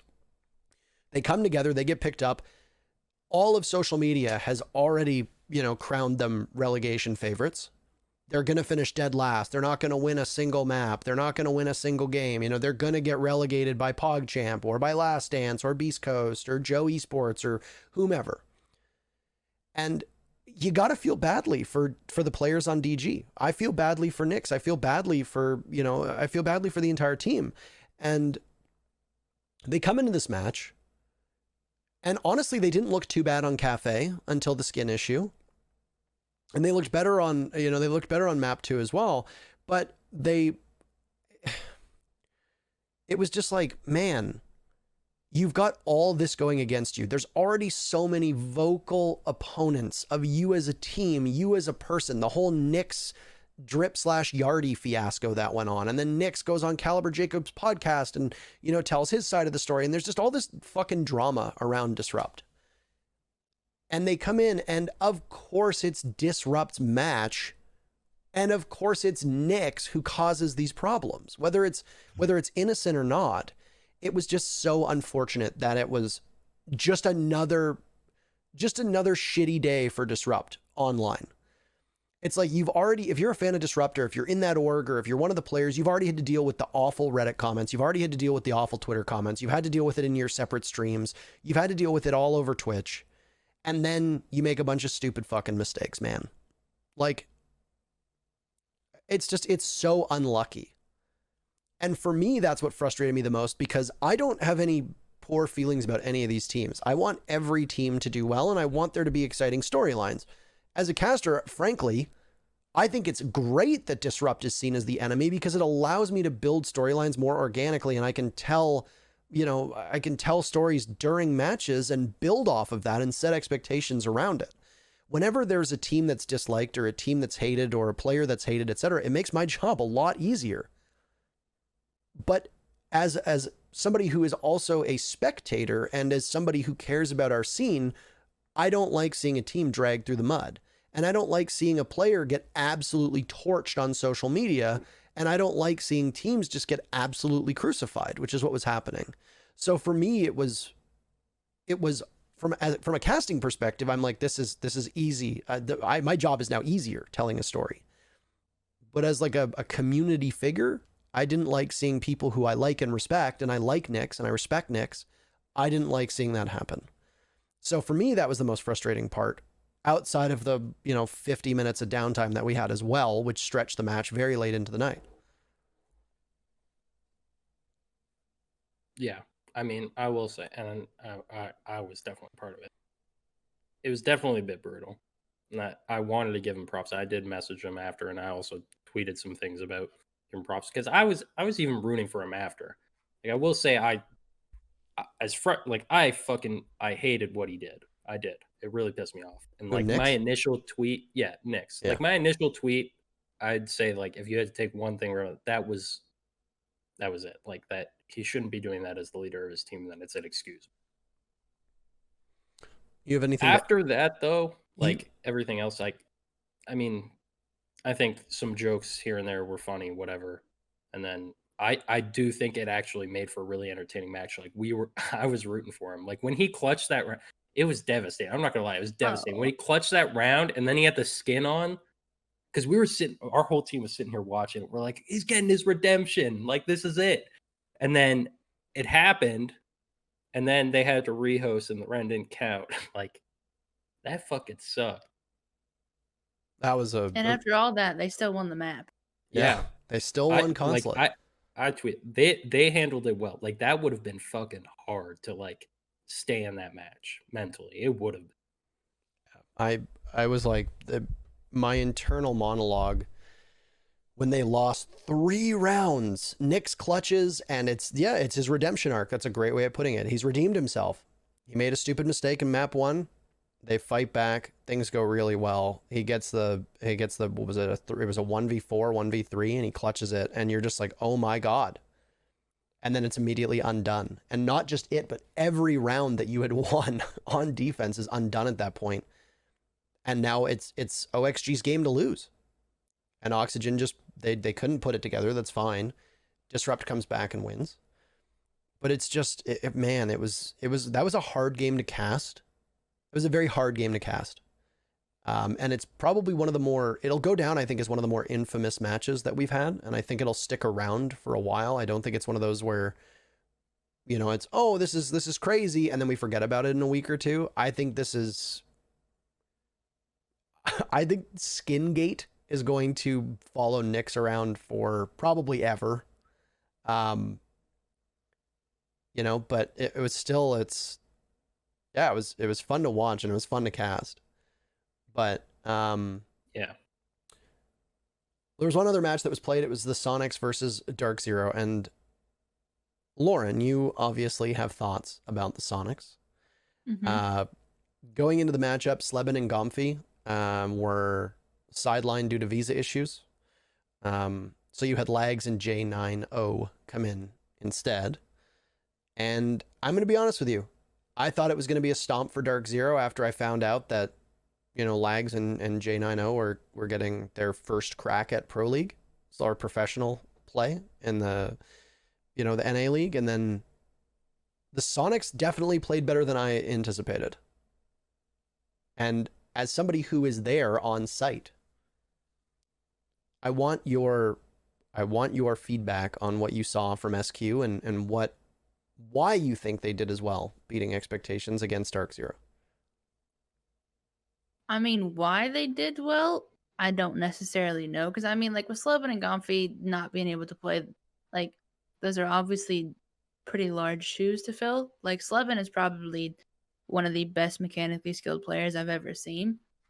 So to try to, like, step in within a matter of 4 days and, like, actually fill those shoes, I feel like, one is pretty intimidating, like, especially as J90 Atlanta. Like, they've never played a Challenger League game before in their life. Like, they instantly went from, like, a CCS match with Iconic to their very first Pro League debut against Dark Zero. So I think, for me, I think it was, like, the kind of like the pressure of, like, okay, like, this is their big shot to actually show up and actually get to prove that they can, like, hang with the big guys, kind of like Iconic can. Because, I mean, I guess he's the king. He was popping off. But, I mean, to have 4 days of practice with a roster and to be able to take a map off of Dark Zero is kind of insane. Like, I was on the opposite side of the building, and I could hear, like, after every round they won, especially after the first map, like, I could hear them from across the building. Because, like, I mean, I could hear them getting hyped. I could hear Seth yelling because Seth is extremely loud. But Really? yeah, I mean, he wouldn't really think that he would be a loud person, but he's I didn't know decently that. he's decently noisy. But how they managed to take out a Dark Zero, I don't necessarily know, because they are people that have never really had, like, that level of competitive play experience. But I guess that's the OB trio back at it again. I don't know how they did it, to be honest, but I'm glad they at least got a map. You have 3 players make their Pro League debut. 3 players make their Pro League debut. They're like, it's insane. It's insane to me. Iconic impressed me a lot. I thought Easily played extremely well too. I think Easily looked a lot more comfortable than he did on that Rogue team. You know, and yeah, maps 2 and 3 were not close. Not as close as it looked like it could have been after map 1. But honestly, like, DZ is a tough team to play against. They are always going to be really prepared. I don't know how prepared they can be up against a team that has 3 brand new players on it. But I mean, Troy's going to have a better eye on this than me. Just as a casual perspective, and I wasn't watching the match with, you know, a very critical eye. There were mistakes that were made that just simply looked like a team that didn't have a lot of time to gel and practice. It wasn't mistakes being made necessarily on these guys are not ready to play at this level. Definitely. I think that was, at the end of the day, yeah, they didn't have much time as a team, and I think that was probably the biggest thing. I mean, they showed a lot of potential. They had some good rounds where, like, they looked good as a team, which was impressive. I mean, I knew they were capable of it because OB was a good team. Like, they were an underage team, but they were actually a good team. And I mean, Sonics were looking good from when I was scrimming them. Like, they were looking good with Slevin and Gomfy. So, I mean, I'm not surprised that they have this lineup has a potential to be a good team. But like, they did better than I expected with how much time they had. They did. I thought they didn't have a chance. But I mean, they won a map, and then, like, the Oregon map was pretty close too. Club was not. I think a big part of it too was, like, Hyper got, like, I think it was the very first round Hyper clutched up, and I think after that they just Hyper just doing Hyper things. there was no recovering. Classic Paul. But yeah, I mean, the last couple of seasons, Consulate has been one of Dark Zero's better maps, hasn't it? yeah. Like, so, that. Yeah, I mean, the fact that they also took Consulate off of Dark Zero, I feel like, is pretty big. Do you think that Consulate's moving in the direction of being a freak show map? Because I've heard a couple people talk about how, you know, originally it was Oregon, now Oregon's gone, well, redone. Then it was Border, that was like the frag heavy freak show jump out a window map. And now a lot of people are starting to say that Consulate is the map that it's very linear, it's very frag heavy, it's a lot of unpredictability. It's not the map where always the best team wins. And I just wonder if both of you would agree with that. I think Consulate's always been the freak show map. I think it's always been like that. Yeah, but it was Like, overshadowed. It is now I think the Dark Zero freak was show. always really good at Disagree. consulate because they were able to shut down the freak show. Like they were so fucking coordinated on the map the last time I played against them that like it was like you got one person on this window, one person on this window, one person on this window, and it was like they cut off every single like possible rotate you could have on that map, which is why like when I played against them, I felt like they were so good at it. So I guess it just depends on who you play, but Yeah, I mean, they were not fun to play on that map. there's a lot of maps like that though. But like, I think the reason is just because there's so many repels. That's Yeah. really Yep. it. It's just there's so many windows. You jump out of windows to get people off of windows. You jump into windows just to kill people outside. You peek windows, kill people outside. Like so many Prone windows. people. That's the problem with it. And I mean, it goes for the same on attack. Like you'll get attack rounds because like people will just randomly be on a window on the other side of the map out of nowhere. Like it gets Secretly, crazy because of that. I mean, but yeah, Coastline's kind of crazy as well. I don't know. There's a lot of crazy maps to be honest. I was There gonna really say are. though, secretly says, of course, Coastline's the biggest freak show map, but it's like to me, Coastline is supposed to be that freak show map, right? It's a map where we don't see any hard breach, we just see really dumb stuff all the time. Whereas I think Consulate, if you go back and look at the way that Penta used to play Consulate back in season 5, season 6, nowhere near what it's like now. That was like a strategical game of chess, and now it's just let's blow up walls and jump out windows. So I mean, I see it totally different because I actually went back and I rewatched. I can't remember, it was Penta versus somebody else. I went back and rewatched from my first season, which was season 6, and Penta played on Consulate. At the time, it was probably their best map, and I was just like, wow, this plays night and day. This is, very almost boring. It's so. I mean, I think there's still a lot of strategy to it, but I mean, it just depends. Like, there's some attacks though where like you just if the team is attacking it right, like you have to fucking do something. You do. Yeah. So it can be tough sometimes, and you're kind of forced into playing like that because of it. But I mean, that's any map. I feel like Border was the same way, but it was just because like teams got so good at attacking the sites that now you had to get crazy so that you could actually win on defense. Because if you played standard, like the attack was going to beat you, and it was the same on Oregon before that. I mean, it's like that on Coastline by default because it's so attacker sided. Like you have to get crazy on defense in order to deal with it. Now, It's just how it is. last question before we move to questions for Lauren, because I've noticed the time and I've been having a good time. We're almost 3 hours, and then we'll ask a couple questions. As always, if you are listening to this podcast or you are watching it live or you are watching it played back, every single time we have a guest, there is a part of our Discord where you can ask questions that we will then pick a couple from and ask. So Troy, if you'd like to look for the first question while I ask this question to both of you. We had a couple good ones in here for Lauren. If you're in live chat right now, Mod should be able to link the Discord. If not, we'll put it in the YouTube comments, or rather the YouTube information or whatever it is. Let's just do something real quick before we get into it. Next week's matches, Monday and Wednesday. We've got the winners match, SSG versus OXG. Troy, I'm going to imagine you're going to say you guys are going to win that one. Yeah. What's your prediction for that one, Lauren? SSG versus OXG. I think SSG is going to win. What's the scoreline? 2-0, 2-1. 2-0. All right. Elimination match is... No. There you go. So obviously Troy is biased in that regard. E United versus Disrupt Gaming in the elimination match. Who wins it and what's the scoreline? Oh. That's a tough one. I'm gonna go with Disrupt. I'm going to go with Disrupt too. Oh, I think it's going to be a 2-1, but I think Disrupt's going to win.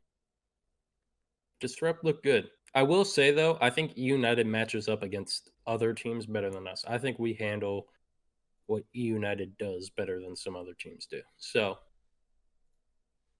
could definitely be surprised. Like I don't think by any means it'll be like it's definitely Disrupt. I'm just trying to actually give you a prediction rather than talk around. So yeah. So you both think Disrupt. What are you saying? 2-1 or 2-0, Troy? I think 2-1. Oh. I'll say 2-1 So to try to show how close I actually think it is. all right, let's look towards Wednesdays. Or these aren't Wednesdays matches, but then these are the Group B matches, which is TSM versus Dark Zero in the winners matchup. Lauren, who wins that? Dark Zero. Dark Zero wins it. What's the scoreline? 2-1. Troy? I think DZ wins 2-0. I think DZ looks like a better team right now. Oh, okay. I mean, yeah, you guys heard what I had to say about TSM earlier. I'm not trying to. I have no problems with them. I mean, I know I shit talk them, but like, I do think they're a good team. It's just, I think they're going through some stuff right now, and I think right now Dark Zero's probably in a better spot, and that's about it. Last match then in Group B is going to be the elimination match. Tempo Storm versus the Sonics. Lauren, I'm assuming you're going to go for the Sonics. Yes. What's- I mean, in the past they've never lost to Tempo, so I'm hoping that legacy keeps going. But I'm actually gonna say 2-1.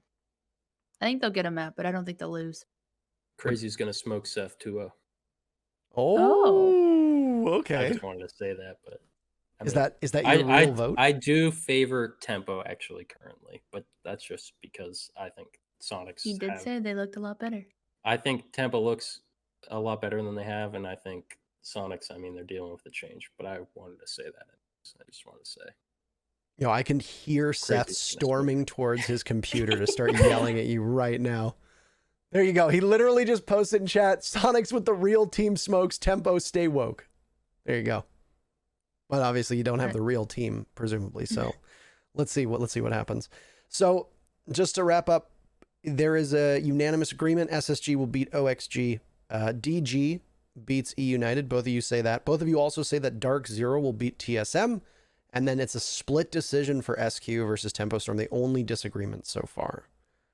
So there you have it. Those are the predictions. With that, we're now going to move towards the questions for Goddess.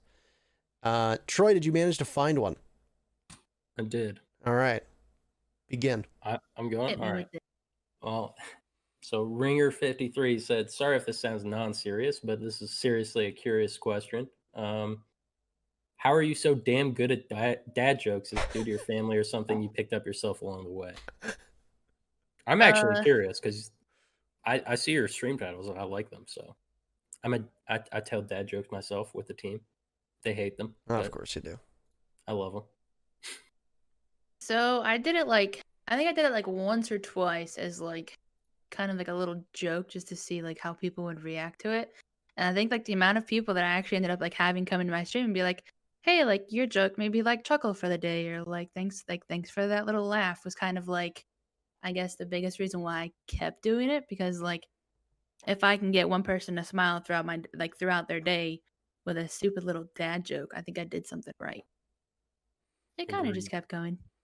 I will say this, whenever I see your title, I mean, I'll watch your streams just because they're entertaining, but it's now gotten to the point where if I'm ever on Twitch and you're live, you're the first channel I'm going to because I need to see what the stupid fucking title of your stream is. And then I'm in. And then it's like I see it and I usually groan and I'm like, I'll stick around. It'll make you cringe a little bit, but you'll at least like smile or chuckle or just or maybe internally hate yourself, but it's going to make you feel some type of way. This is a good one to get asked. This is the last question that's actually in there right now. From Arctics, which said, why did the minus laxing plus laxing roster move happen? Probably one of the most infamous roster moves that we ever saw. And I remember getting a good kick out of tweeting that. So why did that happen? Take us through that. Share what you can if it's a controversial topic. I think at that period of time, I don't want to say that it was attitude, but I think it was definitely something between like, I think it was more a problem like between Lax and the org, more so than it was between us and Lax in a way. I don't really know how much more I can say on that, but well, no, that's fine. If it's confidential details or stuff like that, you're never required to share. I just didn't know. I didn't know genuinely why the roster move was made. So I was curious myself. I think it was kind of like a last minute, like, oh shit, Lax is about to move out to the house, and then something kind of it's tricky. You don't need to answer. Please don't feel like you're required to. I didn't know. I'll just say it was probably more between Lax and the org, more so than it was between Lax and us. I will say he handled it probably the most professionally I've ever seen somebody moved off of a team.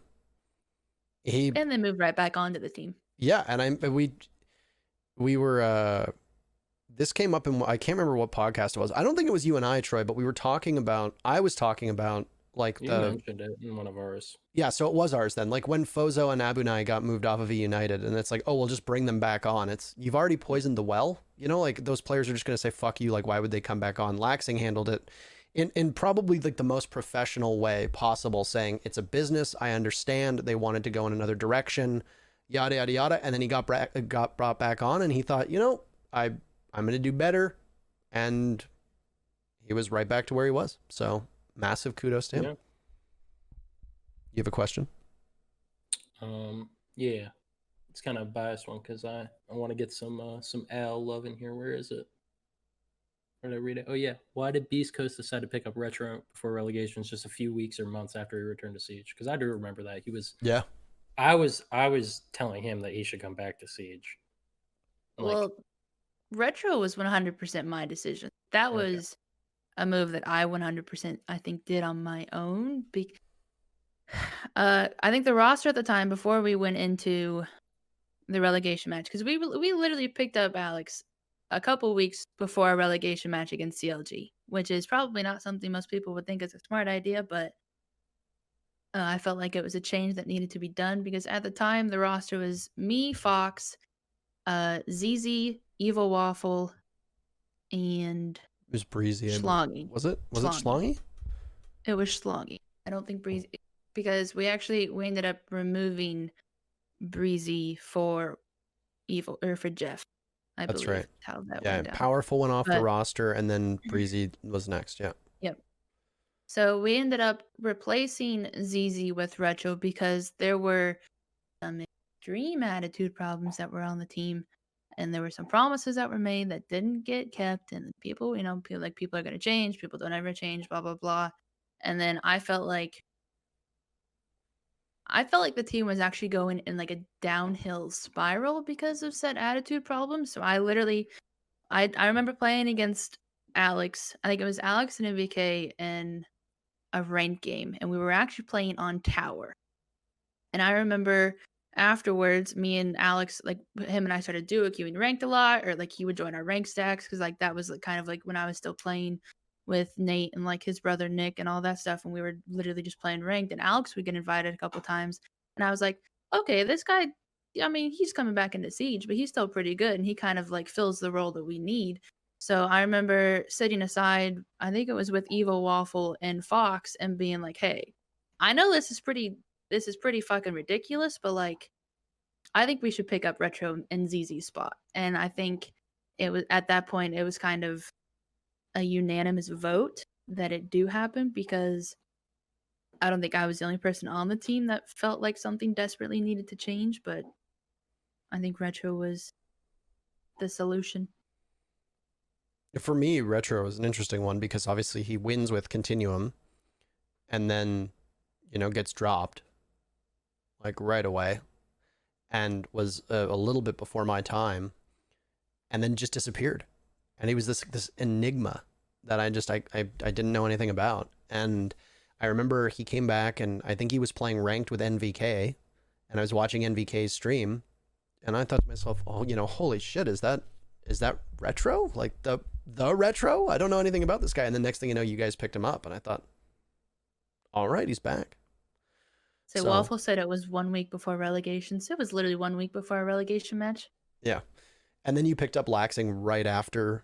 And then Waffle left us the second we qualified for Pro League, went to SK. We picked up Lax a week, not even a week before Dreamhack Austin, like 3 days before Austin.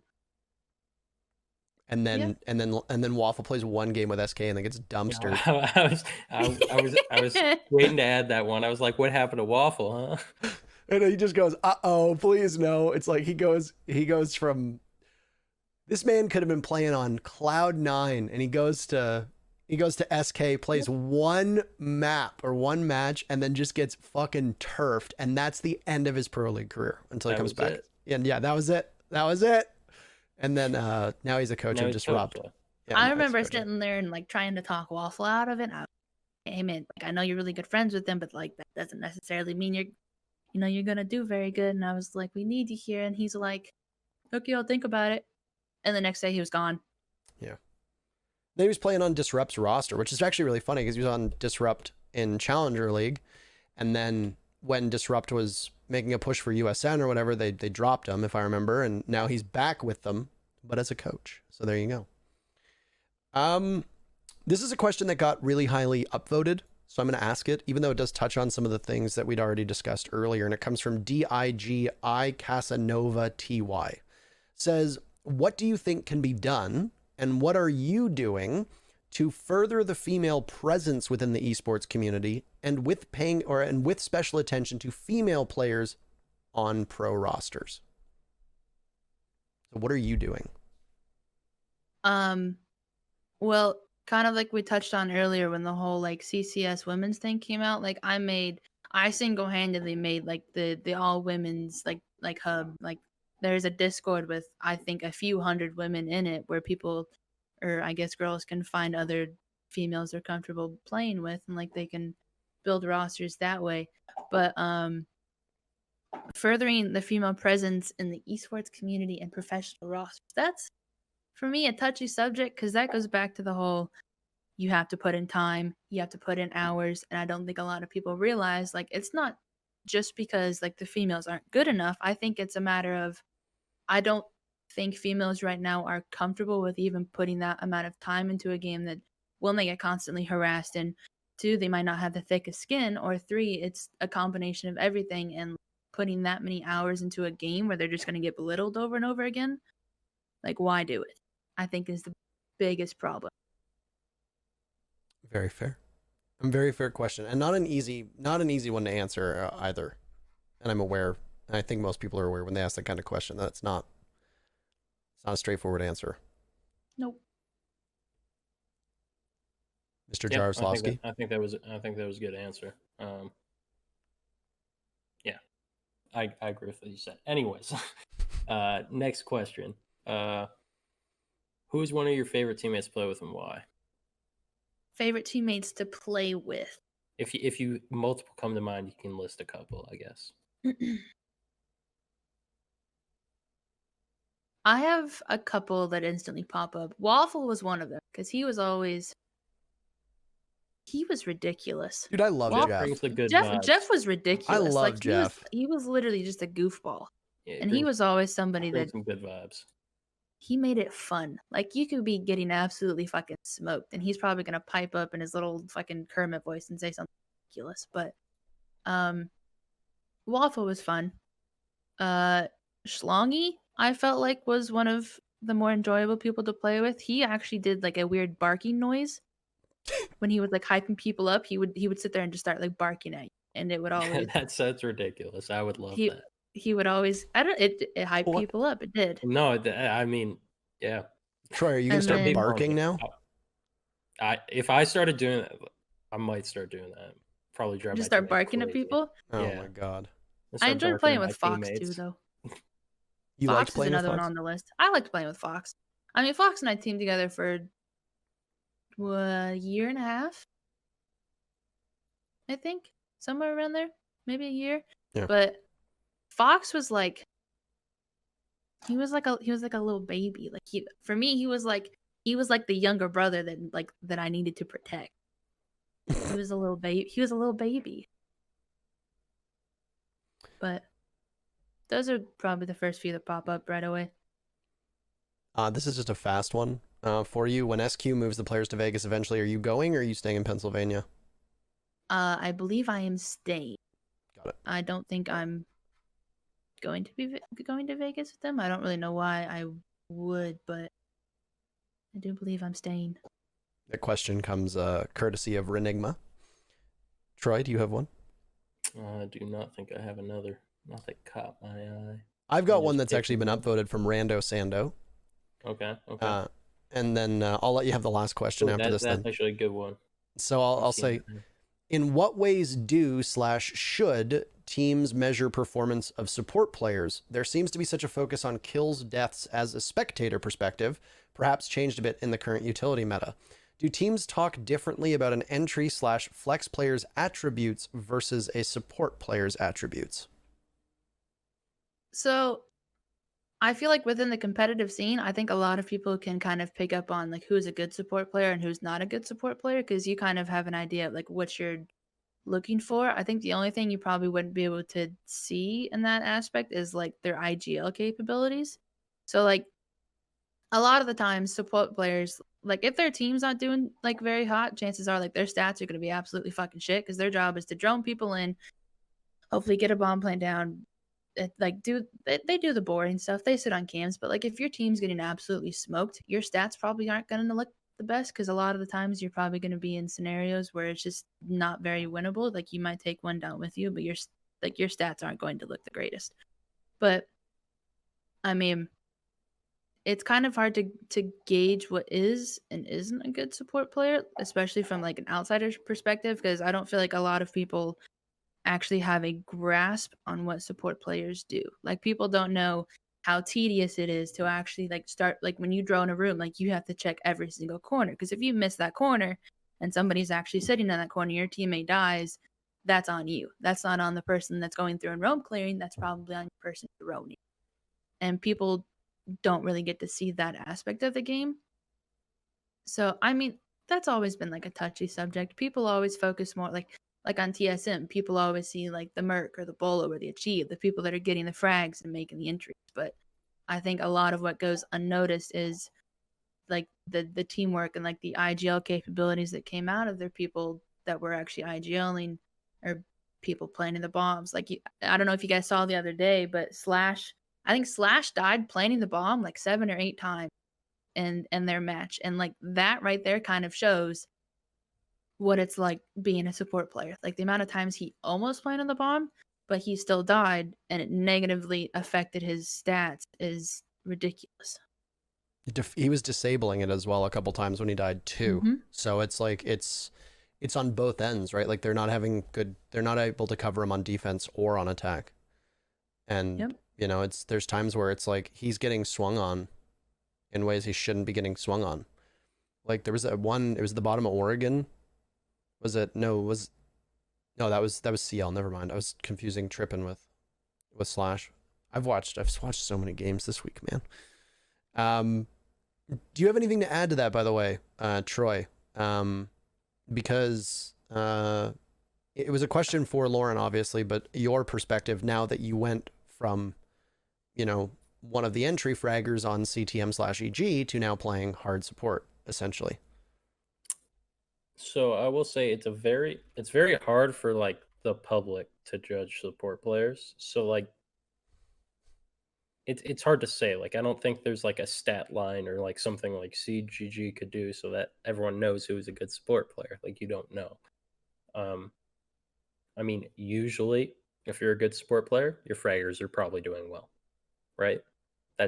I guess that can be the case. But then comes the problem. It's like, is the fragger good or is the support good or is it both? Or like, who's better, right? I don't think you can really look at it like that. As far as if you're on a team and looking for a good support player, I mean, it's literally like you have to play with them and you can tell. Like you'll tell when they're droning you in. You'll tell by their comms when they're on cams. You'll tell by like how safe they are. Like they make everyone around them better from their comms and how they like their IGL capabilities and all that. Because it's not just droning or being on cams. Like I can't tell you the amount of times like I'm just sitting there holding an angle doing nothing. The amount of times like I'm sitting in a corner literally doing nothing. I'm not on cams, not on drone, nothing. And I'm just looking around at the outlines and I'm like, it's like I need you to move over here, and like I'm just making sure people are moving around right. Like that happens all the time, and that's important too. But you don't know unless you play with them, right? So, I mean, you just gotta play with people. You gotta be able to tell they're kind of understanding the game, how they view the game, and just how vocal they are and how good they are at communicating. I'd say. It's interesting that Seth Super, for those that don't know, actually came up with his own SQ rankings that run directly in competition with Siege GG's and oftentimes have support players up really high. Now, from what I gather, he's never disclosed the methodology behind it or how he weights certain players. But I remember when he first released his super stats or whatever he called it, um, there were a number of support players that were up really high in the standings. Pojo was up quite high. Pojo was very high. Pojo was really high.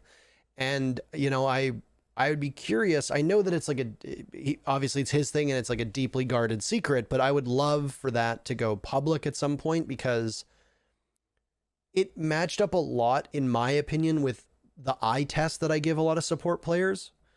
And you know, maybe it was just because it was confirming my own biases, but I thought it was a really good representation of how much a team relies on a strong support. So in some cases. I'm apparently being corrected that it was Joe Bro apparently came up with it, not Seth. But I thought that they did it together. I think it was kind of so I think it was a hand-in-hand thing. I think they both. That's what I had something remember to as do with well. it. And Joe Bro's a smart guy, so I mean he's I don't have any reason to doubt the way that he's kind of put it together. But yeah, I'd actually love to. I'd love to see more about that. I do think it showed like how good people are at the sport role in some ways, but like there's some ways that can't be measured. Like one of the big ones I think Seth mentioned is one, it like devalues like kills, basically meaningless kills, right? And then like there's more impact on like it like different weights on certain deaths and stuff like that. And then like if you die while planting, but you still win the round, or if you die and then like get instantly traded, I think it was one of them. Yeah, like, that like was all of something those are a lot different, but there's still a lot of things that can't be measured. Like I'm telling you right now, bro, the amount of my thing when I'm planning, it's not that I die while I'm planning. While I'm planning, the whole other team dies all the time. It happens all the fucking time.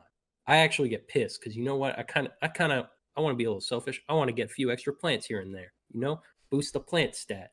I got to get a little something, but I don't get it because my team just killed them every time because I count the percent while I'm planting. I'm like 25, 50, 75, whole team's dead. I'm like, what the fuck? Just like, I always sit there when it's the last guy alive too. I'm like, please be a baiter. Give me like please 2 be seconds. a baiter. Let me plant. Be a baiter, man. But yeah. And then the communication thing, like that can never be measured. Yeah. I mean, that's just, it is what it is. I mean, I think the easiest way to show how good like an IGL or kind of vocal support is just whether or not their team's winning. I think it's as simple as that. Yeah. I mean, the one thing that I will say about the Siege GG ratings is I don't know if they take into account which operators are dying when. If you're a smoke playing on site and you die and you're the first to die because you get caught doing a late setup, or they rush and they pick off the smoke, etc., and the entirety of the defensive structure is set up around the smoke, stalling for time while you pull your roamers off site to come help, when the plant's going down, etc., and you don't have that smoke, that death should be weighted far more harshly than just a regular, Jaeger Vigil roaming on the other side of the map playing to die kind of deal. So I don't know if Siege GG takes that into account. I don't really know a lot about how they do their methodology for cost either, which is kills, objectives, survives, and trades. But I will say this. I like Siege GG a lot, but I liked the SQ super rankings better. I thought they lined up more with where my own perception of players and importance was on the teams. And like I said, maybe it's just because it was confirming my bias. That's why I liked it. But I thought the SQ one was well done. Fair enough. I don't know. I don't like stats. Yeah, stats guy. I love stats. I mean, like, stats. I like them within our team, like for our team to use for analytical purposes and all that. I don't like them for. I mean, I understand. I understand that it's a thing and it's good for the game because it builds like it builds stars, right? Like right. that's how people get recognized as superstars when they have crazy fucking stats. But I will also make the argument like you don't need to see Nesk's stats to know that guy's fucking crazy at the game. Like you don't need to. I could show you a clip of Nesk and you'd be like, that guy's fucking nuts, right? Like you just know. But I mean, I think either way, like, I think the SQ ones probably showcase support players a bit more, which is good. And I do think it gets rid of the stat padding a bit. There's some players that I noticed dropped a bit, and for good reason. They have impressive stats otherwise, and they weren't as impressive on the SQ rating, and Yeah. it made sense. But yeah, I'm just not a huge fan of the stats. I think I never have been, because I think it goes both ways, where it's just, I think some people get unnecessary hype because of it, and I think some people get unnecessary hate because of it. And then you have some people that actually play for the stat. Yeah, and that as well. Thank God I've never played with one of those guys. I think. Well, uncertainty is a perfect way for us to leave off on this. I'll give the last word to none other than our guest, Lauren. Thank you very much. This is, I think, the longest one we've done so far. I didn't realize how long it was until about like 30 minutes ago, when I thought, oh shit, we still have 2 questions and then the questions to go through. But I appreciate you joining us on a Sunday, which is our new times here, and everybody else joining us. So before we go and before I sign off and say goodbye, is there anything that you'd like to add? Anything you'd like to say? And if the answer is no to those, at very minimum, where can we find you? Plug your socials, please. I guess I just want to thank everybody for coming out and watching this for almost 4 hours. But other than that, I don't think I really have anything to say. So I guess, I mean, my Twitter is at goddess_R6. I'm an employee for the Sonics. You're going to see me wherever the Sonics are. That's about it. You don't have a Twitch? You have your own podcast? Follow my Twitch at goddess. I do. Oh, well, it's not really a podcast. It's a little bit of like a drama-filled thing. But we did start doing a thing called the Hard Breach that touches on some of the drama we had in the last week or so. So I thought it was pretty interesting. But you guys don't have to check it out if you don't want to. I'm not going to twist their arms. I'll make sure that there's a link to that, if you can provide one handy, down below in the YouTube video for those that are watching this, and for those that are listening on other platforms. Unfortunately, you're gonna have to search it out yourself. So look for the Hard Breach podcast. But go to the Sonics Twitter; it'll be there. Sonics at Sonics esports. There you go. Sonics, of course, Soniqs, for those that haven't been following. But with that said, that's our 5th episode in the bag. So thanks everybody for tuning in. Thank you for joining us now on Sunday. Changes to the structure of the NA League and now with the US Division on Wednesdays means that we had to find a new date. So this means that we'll be going live every single Sunday at roughly around the same time, 1 p.m. Eastern, 2 p.m. Eastern, somewhere in that window. Obviously, subtract 3 hours if you're on the West Coast, or add 6 hours if it's daylight savings time and you live in Central Europe. But we're going to aim to get the podcast links up by Sunday evening. So if you're one of those people who want something to listen to Monday morning, the hope is that both Spotify and Apple Podcasts will have them available bright and early Monday morning for everybody to listen to. The YouTube video is always going to be up 24 hours after the episode ends, which means that it should be sometime Monday afternoon/Monday evening. With that said, thank you very much. As always, any likes, subscribes, etc., it really helps us out, blah, blah, blah, blah, blah. And of course, make sure that you're following us on all socials and joining the conversation on our Discord or on Twitter. Thanks everybody for tuning in. Take care of yourselves, and we'll see you again next Sunday. Adios, everyone.